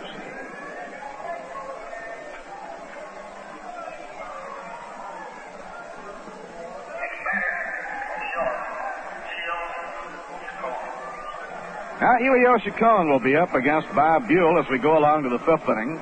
Cubs out in front 2-1. Mets getting their lone marker off Buell on a home run by Frank Thomas.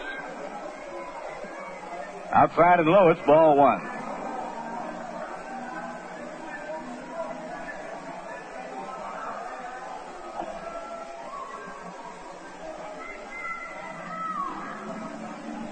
Next pitch on the way to Elio is right in there for a call strike. 1 ball and 1 strike.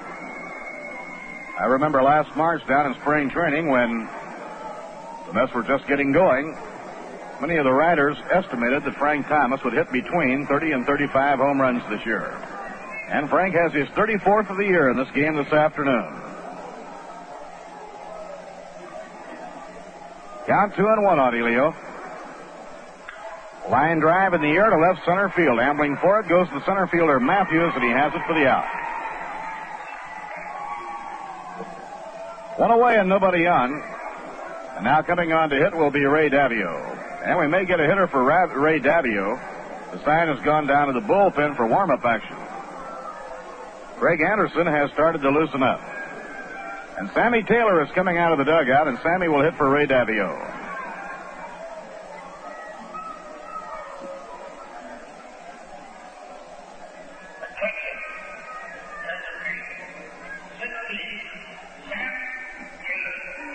Sammy Taylor coming on as the pinch hitter for Ray Davio, and so Ray is all through for the year.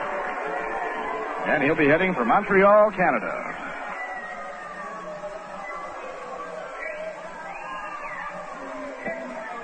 First pitch thrown to Sammy Taylor is taken, ball one. In relief, in 3 innings, Davio gave up 1 run, allowed 3 hits. Pitch by Buell, a check swing and a foul ball back upstairs, no play. Davio struck out 2 and walked 1.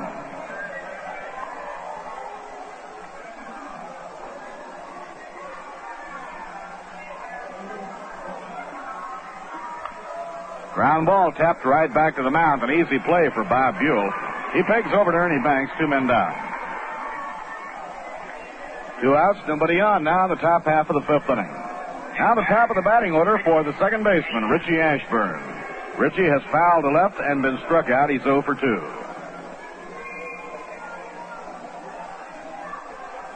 Final game of the year. All of the excitement boiling down to the final day on the West Coast as the Dodgers and Giants go into the final day. The pennant's still undecided. 1 ball and no strikes. The Dodgers can win it all if they can win today. If the Dodgers lose and the Giants win, it winds up a tie. Foul ball over into the stands and out of play.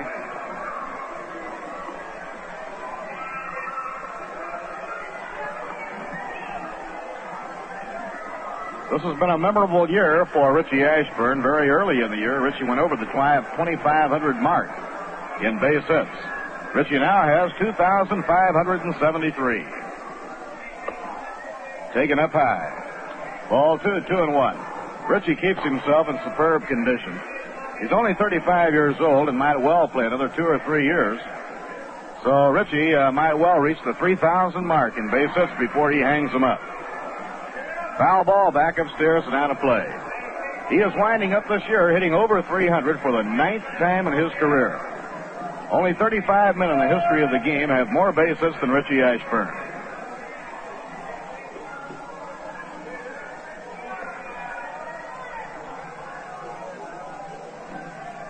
Richie is a basketball coach during the offseason. Ground ball hit hard down to first, fielded by Banks.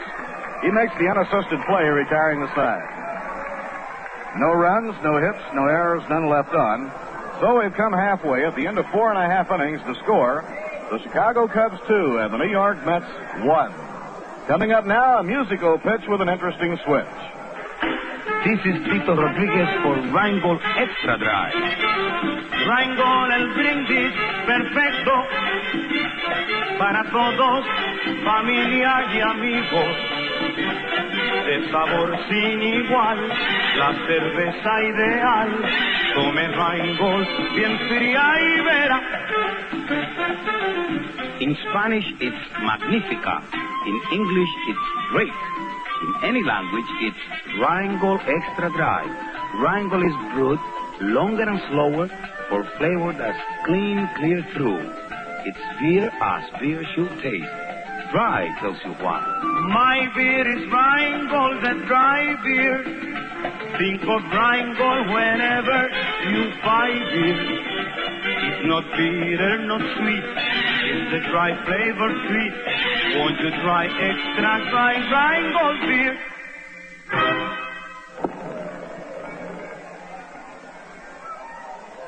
Now the last of the 5th inning, and on to hurl for the New York Mets, right-hander Craig Anderson.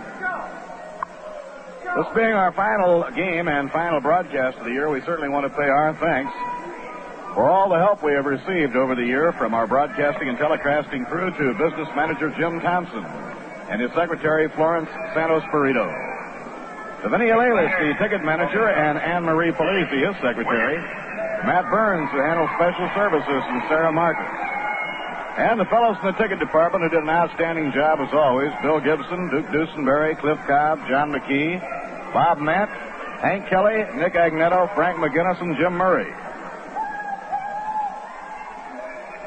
Billy Williams hitting a ground ball to second. He went right after the first pitch. Ashburn up with it, pegs on to first, one down.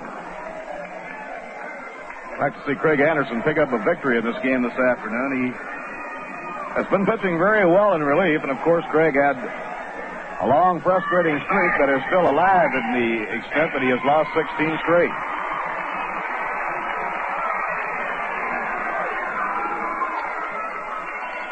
Now the hitter is Ernie Banks.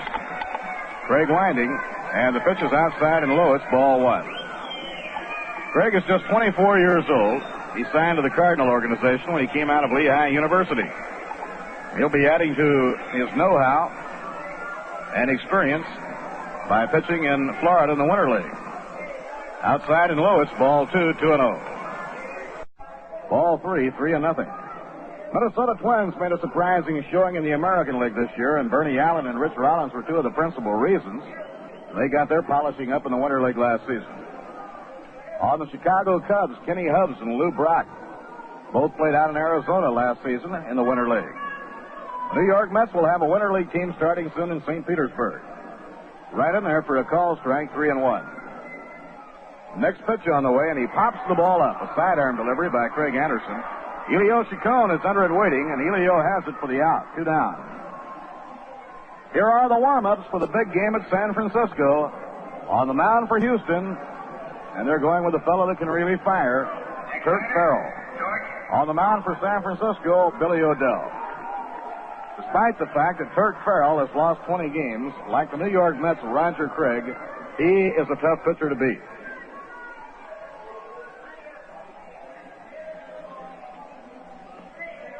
Outside and low to George Altman. 1 ball and no strikes. The Houston Giant game starting an hour sooner New York time than the Dodger Cardinal game. Ground ball hit down to first. Cronenberry has it go off his glove and on into right field. On his way to second now goes Altman. The peg by Christopher. A high throw. Goes wide, way over in foul territory. Altman is on his way to third. He turns and stops there as Mantilla runs the ball down in foul ground.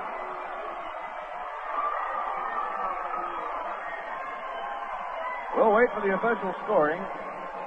Ground ball was hit off to the right of Cronenberry. He went off, got his glove on it, but booted it. It's going to be scored as a base hit for George Altman and an error charge to Joe Christopher, the right fielder.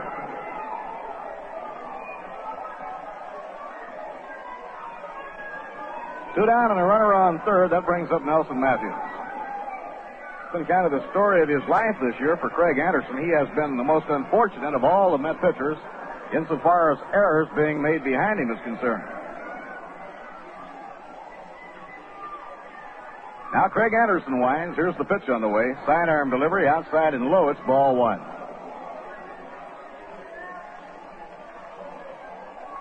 Only last Monday, the Dodgers had a 4-game lead in the National League, but the Dodgers have lost 9 of their last 12. The National League pennant race down to the final day, still undecided.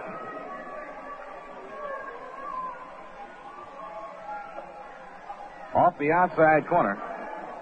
Ball 2-0 on Nelson Matthews. He has a perfect day going. He has drawn a walk and doubled.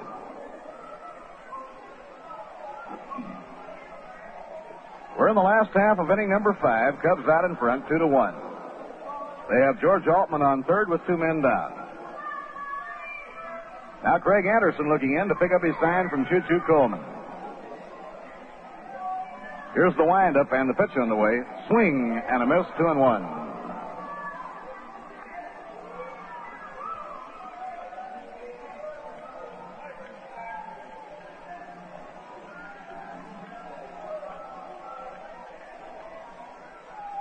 Now Sammy Drake and Alvin Jackson are playing catch down in the bullpen. Alvin still has his jacket on, so I think he's warming up Sammy Drake. Now the 2-1 pitch. Off the outside corner and a 3-1 count on Nelson Matthews.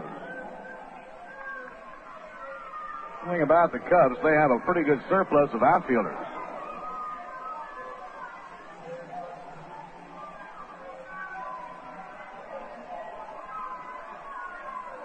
They go on the trading market this winter. They'll undoubtedly be trying to strengthen their pitching staff. and they have outfielders to offer. Inside and low, it's ball 4, and Nelson Matthews walks. Now the Cubs have runners on first and third, 2 down, and the hitter is Andre Rogers.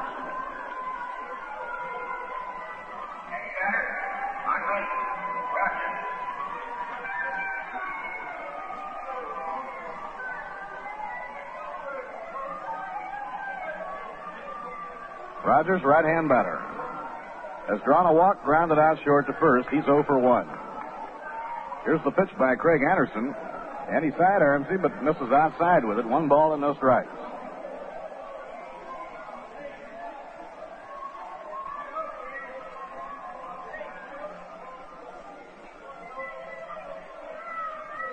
Let's have the infield way around to left against Rogers, a pull hitter.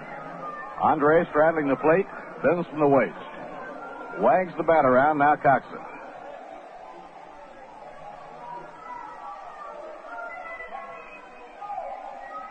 Now the pitch on the way. The runner goes, and it's a wild pitch in the dirt. In the score comes George Altman, and racing all the way to third goes Nelson Matthews. Wild pitch. Matthews will have to return to second.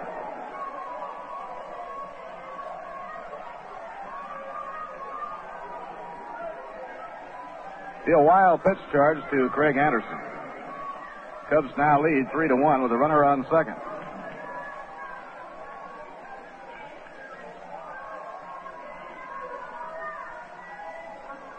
So the Cubs have picked up a run off Craig Anderson here in the 5th inning. On a base hit off Thornberry's glove, a throwing error by Joe Christopher that put him on third. And now a wild pitch by Craig Anderson. Ground ball whacked to shortstop. Elio Chacon digs it out of the dirt and begs to Thornberry to retire the side. 1 run, 1 hit, 1 error, 1 left. 5 innings complete. The score now, the Cubs 3 and the Mets 1. Bob Murphy with Lindsey Nelson and Ralph Kiner from Wrigley Field. We're going to the 6th inning. Cubs in front 3-1.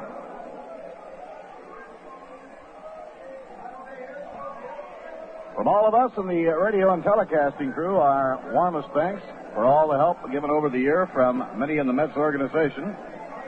Field personnel, Ted Decker, Tom O'Brien, Tom O'Keefe, and Jim Traynor. And the wonderful girls who handle the switchboard so capably, Lee Caputi, Leona Stipp, and Wilhelmina Brandt. Choo-Choo Coleman leading off. It's a high pop fly to short right. Coming in for it is George Altman, and he makes the catch for the out. 1 away, nobody on. Now Joe Christopher coming up. Joe is 0 for 2.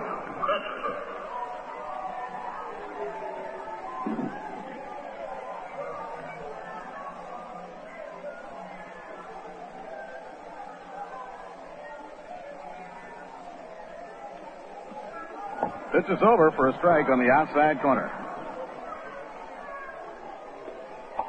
Cubs lead 3-1. We're in the top of the 6th inning.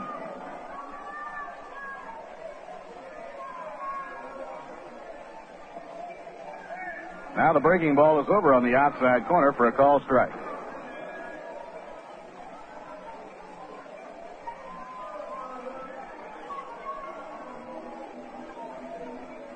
Dick Farrell against Billy O'Dell, Houston at San Francisco.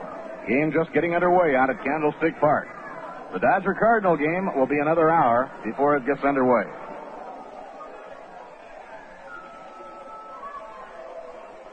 Now Buell into his windup. Down comes his pitch. A bouncer hit hard to short. Big hop, though. Grabbed by Rogers. The peg is in time. 2 outs, nobody on in the top half of the 6th inning. Now coming on to hit for the New York Mets will be Frank Thomas. Frank hit a long drive over the wall in left field for his 34th home run, his last time up.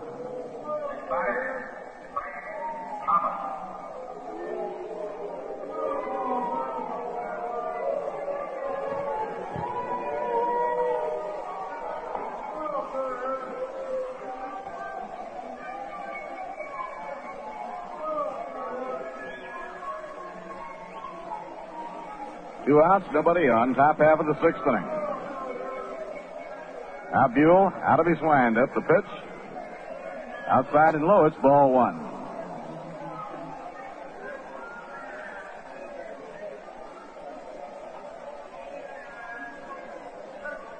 Swing and a miss on a curve, 1-1. If Art Mahaffey is going to win 20 ball games, the Phillies will have to come from behind. Cincinnati 2, Philadelphia nothing at the end of 5.5. Reds leading on a 2-run homer by Jerry Lynch.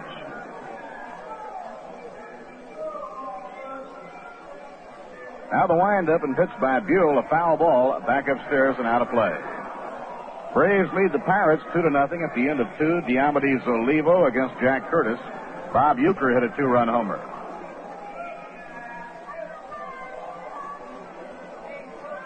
In the game in New York, Mickey Mantle has hit his 30th home run. It marks the 8th straight year that the switcher has hit at least 30. Outside and low in the count, 2-2. The White Sox lead the Yankees 6-4 as they go into the 7th. Washington 3, the Red Sox 1. They're in the last of the 9th inning in Boston. First game of a doubleheader. Here's the pitch on the way, and the curve is outside and low. Cleveland 4, Los Angeles 3. Final score in the first game of 2. McDowell the winner and Newman the loser. They're playing a doubleheader. Now the payoff pitch to Thomas. Ball 4. It's outside.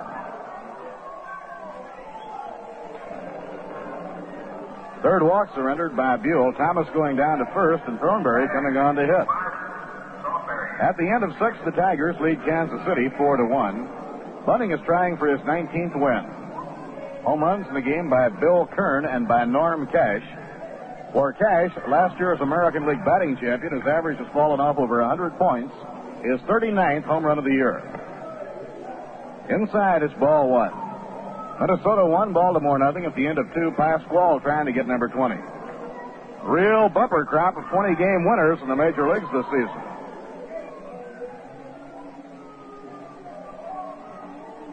Way inside, he turned him away. 2 balls and no strikes on Marvelous Marv.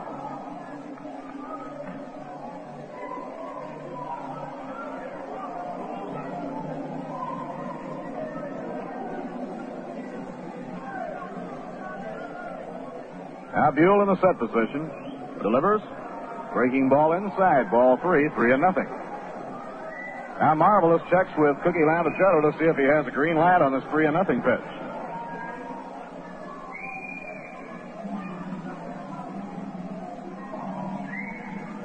3-0 delivery. He does. Foul ball coming right straight back.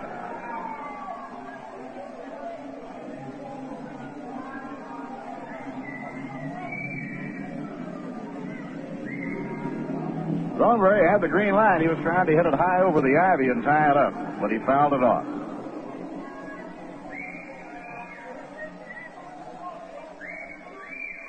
Pitching 3-1. A high fly ball to right field, not too deep. Ambling in is George Altman. He taps the glove and puts it away for the out. Steid retired in the 6th inning with no runs, no hits, no errors, 1 left. Over 6 innings, Buell has given up only 2 base hits. And now the score at the end of 5.5, the Cubs 3 and the New York Mets 1. Now a change for the New York Mets. Joe Pignatano takes over behind the plate, replacing Clarence Coleman.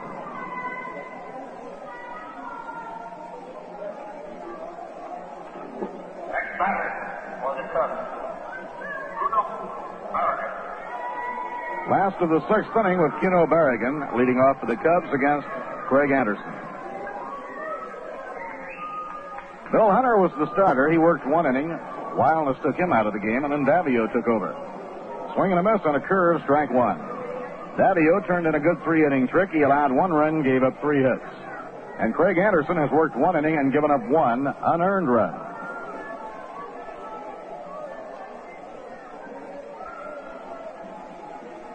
Now the windup and the pitch by Craig. Bounced foul. That ball hit him on the ankle. Final score in Cleveland, the Philadelphia Eagles have defeated the Cleveland Browns 35-7.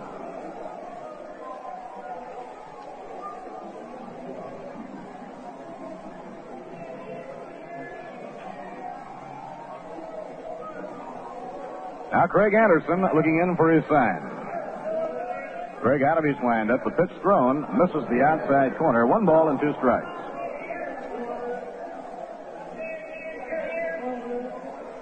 Philadelphia Eagles defeating the Cleveland Browns today, 35-7, our first final pro football score.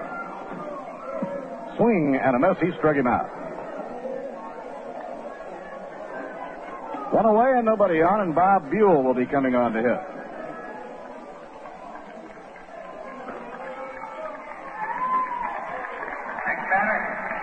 Buell getting a hand from the crowd here at Wrigley Field as he comes on to hit.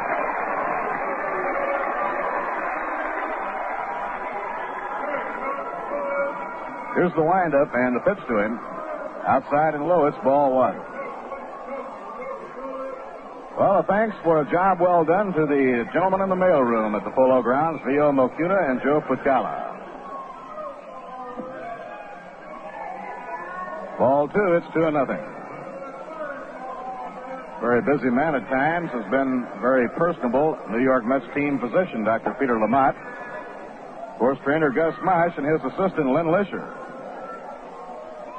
Ground ball hammered towards second. Ashburn is up with it, and Richie throws on the first, in time getting Buell. 2 down, nobody on. Gus Mosh and Lynn Lisher have had a lot of work to do, getting everything packed up and ready to be sent down south for the Winter League team at St. Petersburg, Florida. Herbie Norman is the equipment manager of the New York Mets. Herbie's on the trip taking care of everything. His assistant is Freddie Cordetti, and they have really done a wonderful job. And swing and a miss, strike one by Kenny Hubbs. Every visiting team that came to the Polo Grounds this year raved about the job done by Johnny McCarthy and the ground crew for the wonderful job they did with the playing field. Inside off the ribs, 1 ball, 1 strike. Fellow that on a hot day had a hot job was Pat Crowley, who took care of the scoreboard.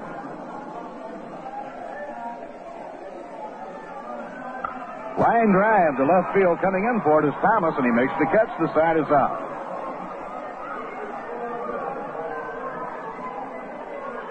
Side out, 1-2-3 in the last half of the 6th inning. No runs, no hits, no errors, none left on. 6 innings complete, and the score: the Chicago Cubs 3 and the New York Mets 1. Our Mr. Lindsey Nelson. Lindsey? Thank you very kindly, Robert. We'll be going to the top half of the 7th here, and Felix Mantilla, Jim Hickman, and Elio Chacon will be leading off.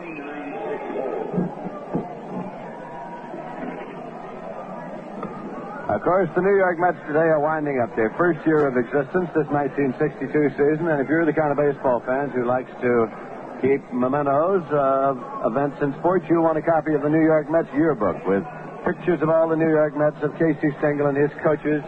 And you may obtain a copy of the yearbook right now by mail, addressing your request to Yearbook, Polo Grounds, New York, 39 New York, and enclose 50 cents for each copy of the yearbook that you wish. You know, there's nothing like a tall, frosty glass of Rheingold to keep you refreshed and help you enjoy the game, so I hope you've got plenty on hand. You just can't beat Rheingold Extra Dry for that extra refreshment. Felix Mantilla at the plate, and here's the pitch in there for a called strike one. The Mets batting in this, the top half of the 7th inning. Again, Bob Buell is set to work, and this pitch misses outside for a ball. It's 1-1. The Chicago Cubs 3 and the New York Mets 1 on the final day of the season. Mantilla had a double in the top half of the 2nd inning. Springs and sends a ground ball to Santo at third. He's up with it, plays across to Ernie Banks at first base in time. And Mantilla has grounded out third to first. There's one away, and Jim Hickman's coming up. Grounded out and popped out. Nothing for 2 today.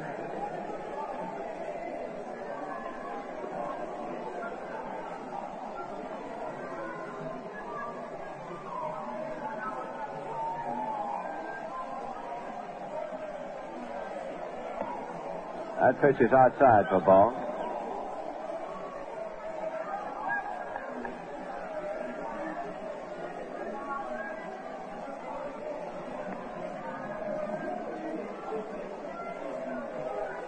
Here's a swing and a miss.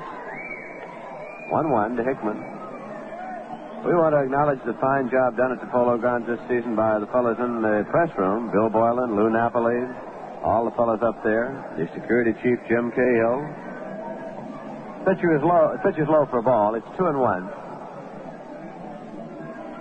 Head usher Joe Conley, of course, had quite a season with Big crowds at the Polo Grounds, 922,000 the home attendance for the season. Swing and a miss, it's 2-2. And a fine job is done all year long by Jack Lee, the public address announcer at the Polo Grounds this season. Here's a 2-2 pitch to Hickman. Swung on and foul back onto the screen and out of play. The count holds at 2-2. One man out and nobody on base.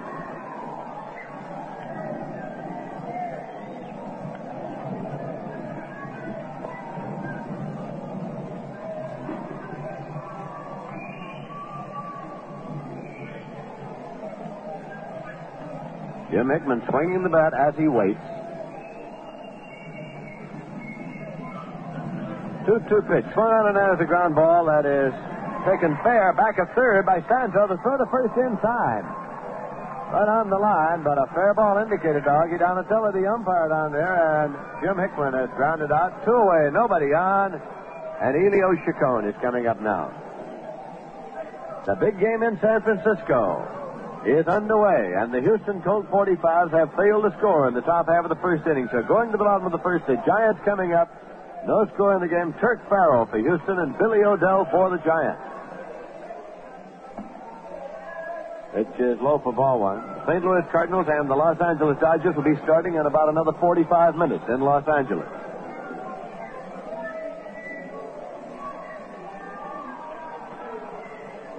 Pitch is low. 2-0.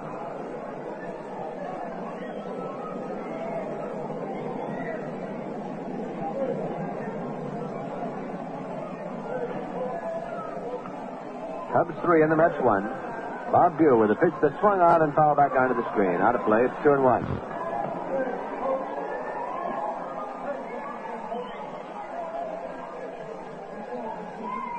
Ken McKenzie is throwing in the bullpen for the New York Mets, and Ed Craneville has been loosening up down there. Here's a 2-1 pitch to Chacon. That is in there for a called strike. It's 2-2. Going to the bottom half of the seventh inning in Cincinnati, it's the Reds 3 and the Philadelphia Phillies nothing. Art Mahaffey, trying to get his 20th victory, is still in there for the Phils. John Saturis is pitching. Cincinnati, and there's a pitch in there. Strike 3. Elio Chacon. Strikeout number 5 for Bob Buell. Mets are out in order in the top of the seventh with no runs on no hits, no errors, and none left. And at the end of 6 1/2 innings of play, the score is the Chicago Cubs 3 and the New York Mets 1. And now a word for pipe smokers. Pipe smokers, relax in a man's world with Sir Walter Raleigh, the quality pipe tobacco. Now in the pouch pack. Keeps 44% fresher. Smells grand, packs right, smokes sweet, can't bite, and now it's packed in a pouch. Relax in a man's world with mild Sir Walter Raleigh. You'll enjoy it from the first pipeful because Sir Walter Raleigh's pouch pack keeps tobacco 44% fresher than old-fashioned tin cans. You can feel the tobacco is kept fresh and moist by the Sir Walter Raleigh pouch pack. Fills easier, doesn't spill, and talk about aroma. Smells grand, packs right, smokes sweet, can't bite, and now it's packed in a pouch. Smoke Sir Walter Raleigh. Choice Kentucky Burley, extra aged. Now kept 44% fresher in the pouch pack. Here at Wrigley Field in Chicago, we are getting ever nearer to the close of the 1962 National League Baseball season. Cubs will be coming up here in the bottom half of the seventh inning with Ron Santo up to lead off, facing Craig Anderson, working in relief here for the New York Mets. Here's the final score in the American League. The Washington Senators 3 and the Boston Red Sox 1. Tom Chaney, the winner, and Gene Conley, the loser. And now Cranepool is playing first base for the New York Mets. Ed Cranepool is playing first base in place of Marv Thornberry. Here's the first pitch to Santo. Side-armed and swung on. It's a ground ball to third. Charged by Mancia, and he boots it. Trying to make the short hop play on the run. Booted it away. It is an error on Felix Mancia at third base.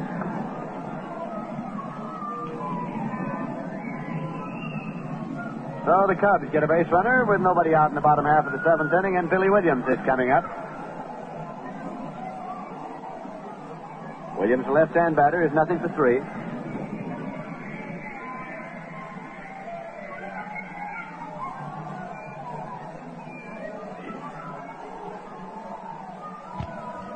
He's running, and the pitch is low, and as it throws through to second base on a hop and sliding in safely is Ron Santo. Taking the time to throw to second low, taken there by Chacon. Stolen base for Ron Santo. Count to Billy Williams, 1 ball and no strikes. Cleveland Indians this afternoon defeated the Los Angeles Angels by a score of 4-3 in the first game of a doubleheader. McDowell the winner, Newman the loser. Cleveland Indians are being directed today on this, the final day of the season, by pitching coach Mel Harder. Since the announcement by General Manager Gabe Paul that manager Mel McGahe's contract would not be renewed for next year, so he left to negotiate for another job. Craig Anderson, side arms, and there's a swing and a ground ball to Ashburn. At second, he's off his chest. He picked it up, throws on to first, not in time. Moving on to third is Santo. Error on Ashburn. Richie had that one squared, but it was off his chest and then rolled behind him. And he retrieved it and threw on to first, not in time.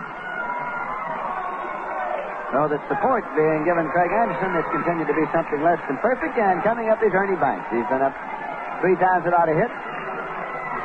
Cubs lead by a score of 3-1 here. They have runners at first and third. Nobody out.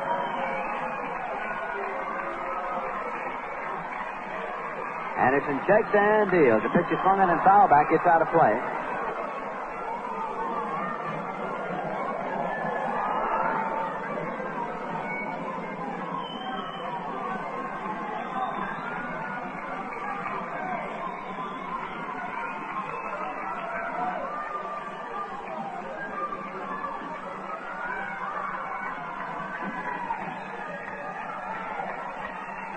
Ernie Banks is waiting for the pitch. Runners take their leads first and third, and the sidearm delivery swung on, popped up to the infield. Elio Chacon moves in, and Elio makes the catch. Runners hold first and third. There's one away as Ernie Banks has popped out. That'll bring up George Altman.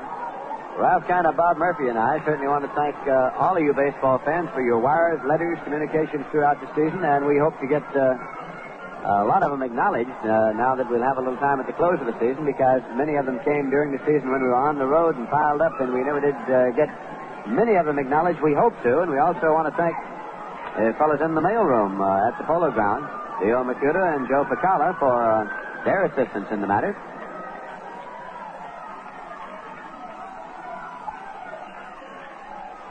Big George Altman, left-hand batter, waits as Craig Anderson's pitch is low for ball 1.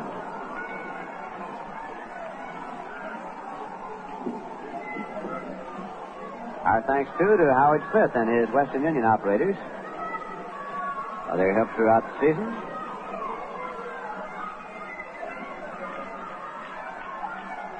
Craig Anderson checks. And the pitch. Swung on and fouled up. Chopped off foul, and it's 1-1.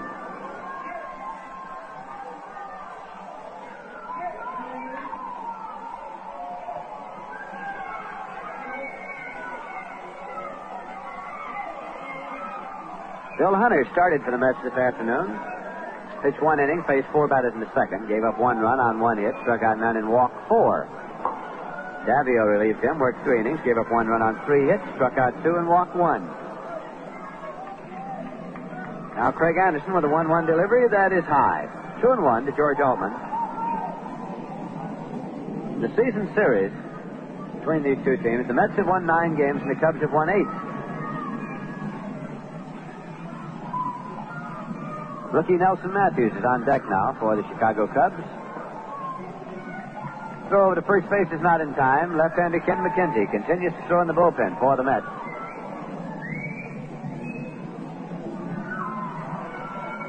Throw over again, not in time. Ed Cranepool, the first baseman, signed by the Mets during the season, right out of James Monroe High School in the Bronx.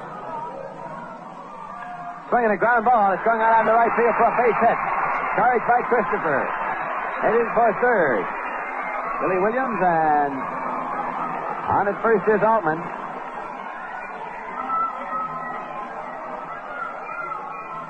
So the Chicago Cubs get another run here. On a ground single to right by Altman, with Williams moving to third.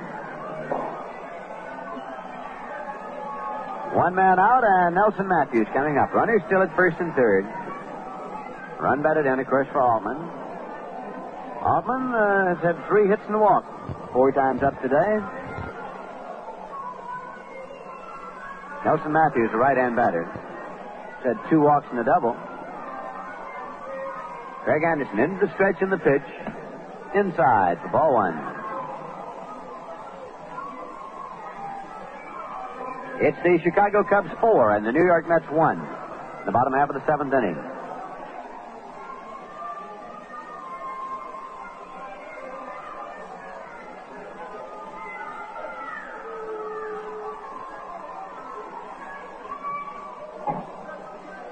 Matthews waiting. Anderson's delivery with Altman running. Pitch at the call, strike to throw through to second, taken by Ashburn, but not in time. And Williams holds at third. He did not come on with the throw through to second base. Ashburn took the throw, but not in time. Count of 1-1 to Nelson Matthews at the plate. They'll give Altman a stolen base.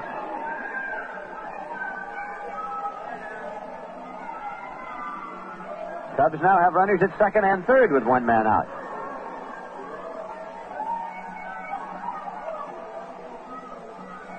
Anderson turns to work straight away.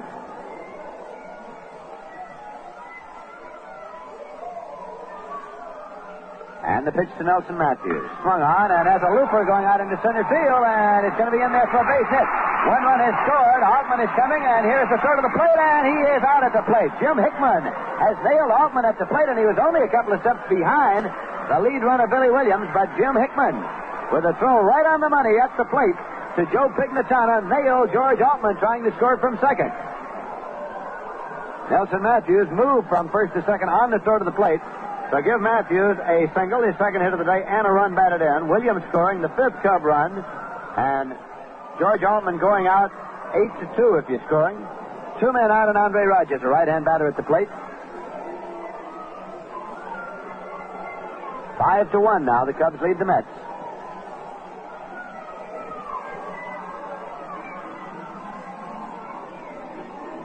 That pitch is outside for a ball. Andre Rogers has walked, grounded out, and grounded out.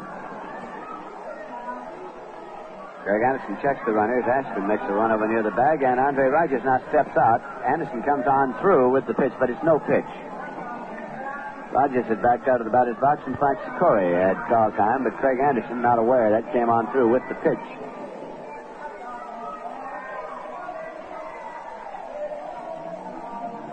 Now the delivery swung on and has a high-hopping ground ball to short. Taken by Chacon, and he wheels over to first in time. Taken by Cranepool for the out, and in the bottom half of the 7th, the Chicago Cubs got 2 runs on 2 hits. There were 2 errors and 1 man left. And at the end of 7 full innings of play at Wrigley Field in Chicago, the Chicago Cubs 5 and the New York Mets 1. The Mets, of course, completed their home season at the Polo Grounds last Sunday. They're completing the full season here at Wrigley Field in Chicago this afternoon. And next season, you'll be able to see the New York Mets in new surroundings as they'll be playing at the new stadium at Flushing Meadows. If you've been out around that neighborhood, you know that work has been progressing right along to the extent that the New York Mets now are accepting applications for season boxes and combination plan tickets for next season at the Flushing Meadows Stadium. Prospective purchasers may send names and addresses to ticket manager, Polo Grounds, New York, 39 New York, and application blanks will be sent them. Present subscribers need not apply because applications will be mailed directly to them.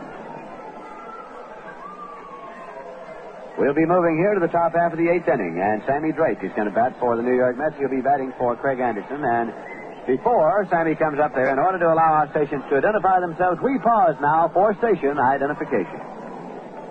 Time 4:27. You get the news 5 minutes sooner on WABC New York. Temperature 69 degrees.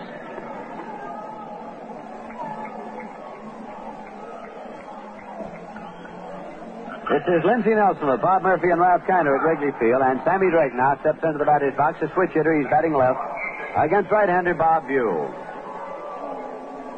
And the pitch is in there for a called strike to Sammy Drake. Top half of the 8th inning. He'll change his speed and bounces that one in. It's 1-1.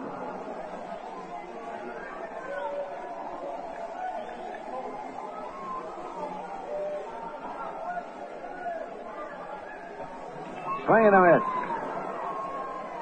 1-1 to Sammy Drake. You know, baseball is a game of statistics.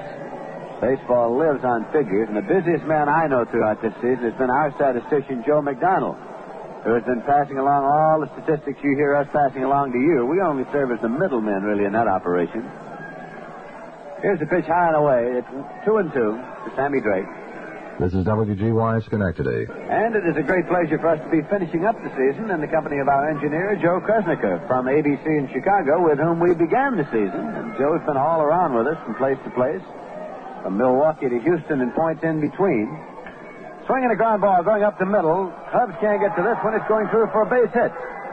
Center fielder Nelson Matthews relays it in, and turning and holding is Sammy Drake with a pinch single to center. So with nobody out, Richie Ashburn will be coming up here for the New York Mets. Richie was not out on deck, and he comes out of the dugout right now to hustle up to the plate. Ken McKenzie throwing in the bullpen for the Mets now that Craig Anderson is out of the ball game for the pinch hitter just now. Ashburn today, 0 for 3.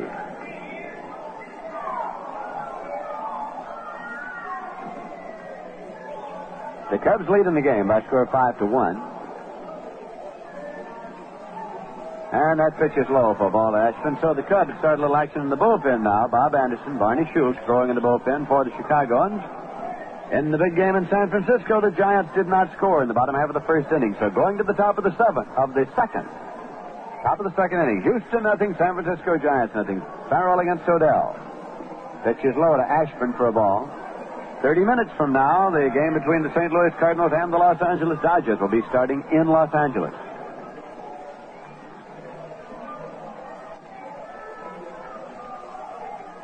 Ashburn waits, and the pitch is in there. He takes it 2-1. Mets trying to get something started here in the top half of the 8th inning, trailing in the game by a score of 5-1.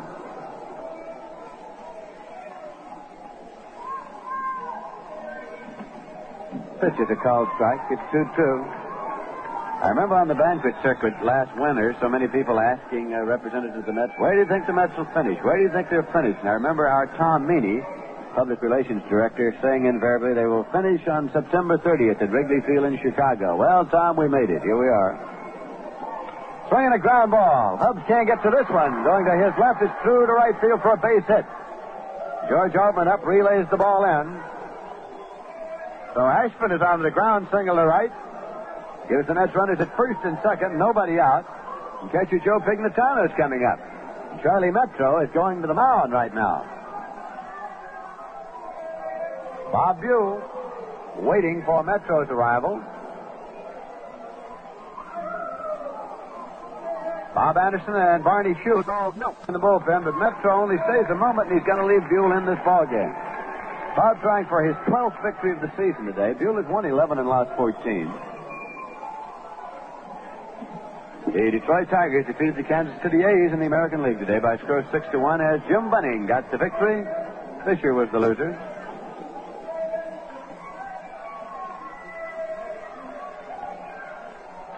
Now the pitch to Joe Pignatano is outside for ball one. In that Detroit-Kansas City game, Norm Cash had a homer in the second with nobody on. His 39th homer of this season.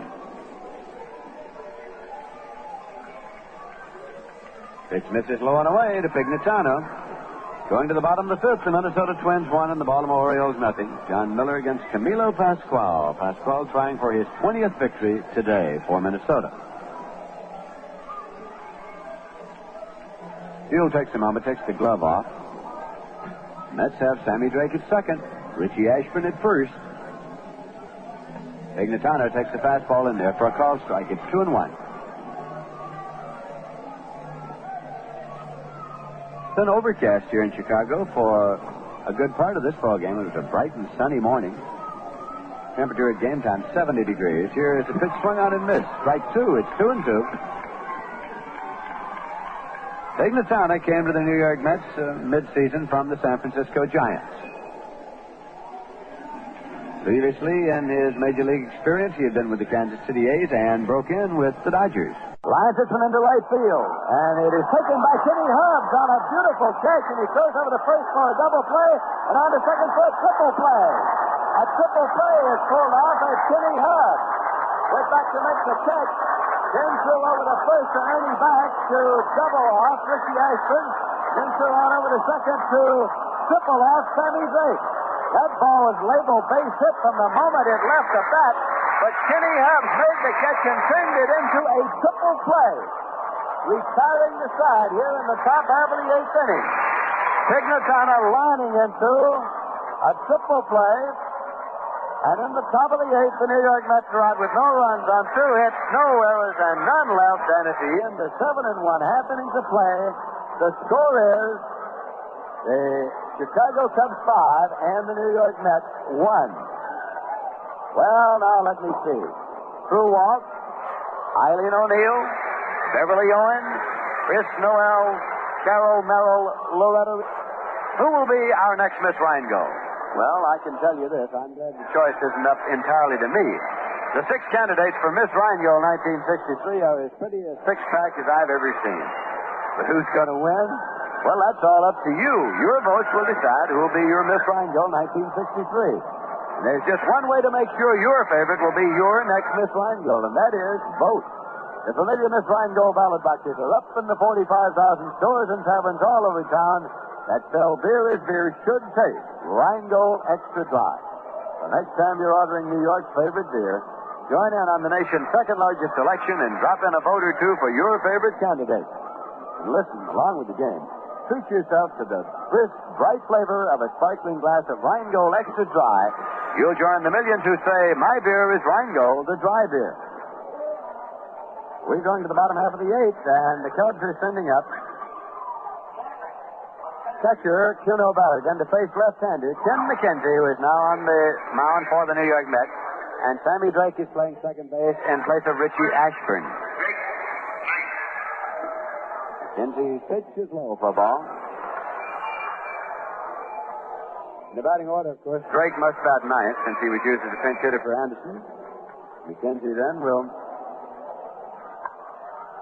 Here's a pitch swung on, and it is popped up to the infield, and Drake is there, Chacon is there, and Drake makes the catch. So Kuno Barrigan has popped out to Sammy Drake at second, and that will bring up pitcher Bob Buell.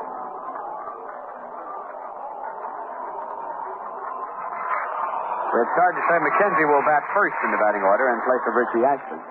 Bob Buell is still looking for his first hit of this season. Swings and shots this one out foul. He struck out, and grounded out second to first. Bob Buell has been up 69 times this season without a base hit. Fans still buzzing about the triple play pulled off by the Chicago Cubs from Kenny Hubbs to Ernie Banks to Andre Rogers. Pitch is in there for a called strike.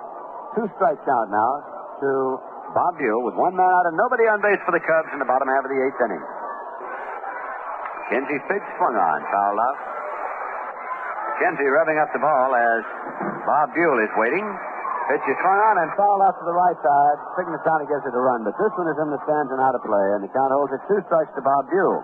Cubs 5, the Mets 1. Kenzie looking in for a sign from Joe Pignatana. Has it now into the windup. Pitch is high. It's 1-2. And again, he starts the pitching motion. The 1-2 pitch swung on and missed strike 3. Struck him out. Buell has struck out 3 times, and apparently Bob Buell is not going to get a base hit this season. But there's always next year. Coming up is Kenny Hubbs, the man who started the triple play with a beautiful catch of a line drive off the bat of Joe Pignatana. That one was a label base hit, but that's the kind you turn into triple plays if you turn them into triple plays. As a ground ball, a high hop to third, taken by Mancia. Side on to Cranepool at first, in time to retire the side in the bottom of the eighth. So the Cubs go out with no runs, no hits, no errors, none left. McKenzie retiring him in order at the end of 8 full innings of play. The score is the Chicago Cubs 5 and the New York Mets 1. Well, again, since this is the final game of the season, we of the New York Mets telecasting and broadcasting crew, Ralph Kiner, Bob Murphy, our producer Joe Gallagher, statistician Joe McDonald, and myself, Lindsey Nelson, want to thank all of you who have written to us during the season. Your cards and letters we hope to get acknowledged during the off-season. And we also want to Thank the entire crew and staff of the New York Mets for their assistance to us throughout the season. So, thanks to everybody on this, the final day of the season. What better way to use it than to pour yourself a tall, cold glass of Rheingold? You know, Rheingold is beer. Should taste and dry, tells you why. So, enjoy a friendly glass of Rheingold Extra Dry along with the game.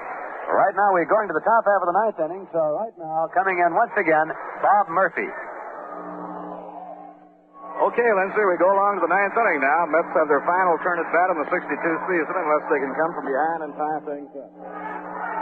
Joe Christopher leading off in the top of the ninth inning. 1 ball and no strikes. Frank Thomas, the on-deck batter, and then 17-year-old Ed Cranepool will be hitting for the first time in the game. Low and outside. Ball 2, 2-0. Buell pitching a strong game. He gave up only 2 hits over the first 7 innings. The Mets picked up back-to-back singles in the 8th inning, and then Kenny Hubbs, who set a fielding record this year, provided an eye-popper when he started a triple play. Right in there for a call strike, 2-1. The triple play, the second of the year, the Mets turned one earlier this season for the only other triple play in the National League all year long. Now Buell winding, goes to a curve inside and high, 3-1. Buell trying for his 12th win of the year. 1962 season, coming right down now to a matter of outs. But there'll be only a momentary lapse for the New York Mets. They'll be operating a team in the Florida Winter League, which gets underway very soon. That's in there for a call strike, 3-2. For Joe Christopher, of course, Joe is from the Virgin Islands, and so he has one of the longest trips of any of the Met players to make in returning to his home. The last 6 weeks have been real good for him. A high pop fly to short left field. Moving out goes Andre Rogers. He's waved off by Billy Williams, and he makes the catch for the out. One away now in the ninth inning, and coming on to bat will be Frank Thomas. Frank hit a line drive homer earlier in the ballgame back in the 4th inning. His 34th home run of the year. Only one shy of his career high. He socked 35 while playing at Pittsburgh in one season. Thomas standing close to the plate, leans in and takes ball 1. Well, despite the fact that the Mets have lost a lot of ball games this year, the old season has moved along rapidly. Lined hard down the left field line. A base hit for Frank Thomas, his second of the ball game. Billy Williams plays the ball back in, and Thomas takes the turn with a line single. In the second inning at San Francisco, Houston did not score. Dick Farrell pitching for Houston, Billy O'Dell for the Giants. The Cardinal-Dodger game about 15 minutes away from starting time. The National League pennant race down to the final day. The pennant still undecided. Now Buell up in the set position. Delivers a swing and a miss, strike 1. Ed Cranepool hitting for the first time. Well, in the final game of the year at the Polo Grounds last Sunday, it was Ed Cranepool who doubled down the left field line and later scored the winning run as the Mets beat the Cubs in a thriller. Foul ball coming back, no play. Ed will be playing in Florida this year in the Winter League. He won't be 18 years old until November. He hit .342 after the Mets sent him out to play with the Auburn Mets in the Pony League. He did a real good job. Now Buell off the stretch, delivers. Call strike. It caught the outside corner, and Cranepool is called out on strike. 2 down now in the ninth inning. Now Felix Mantilla coming on. Felix has a double and 3 times up. If the Cubs win it, the Mets and Cubs will divide the season series, each team winning 9 games. Pitch by Buell, outside and low, it's ball 1. Now Buell off the stretch, delivers, goes to a curve, it breaks over for a call strike. 1 ball, 1 strike. Jim Hickman coming out on deck, hoping that Felix can save him a turn at bat here in the top of the ninth inning. The 1-1 pitch by Buell, outside and low, it's ball 2. A very pleasant day in Chicago, not too chilly. Very comfortable in the ballpark.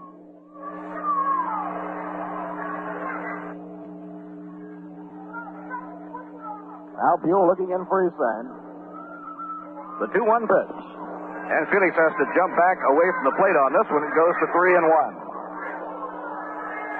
Frank Thomas single to left with 1 down. Now there are 2 away.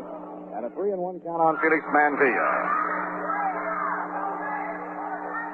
Mantilla cocks the bat. Now time is called down at first base by umpire Tony Benson. Rod Camilo on the coaching lines at first, Ollie at third. A smash hit hard off the glove of Kenny Hubbs.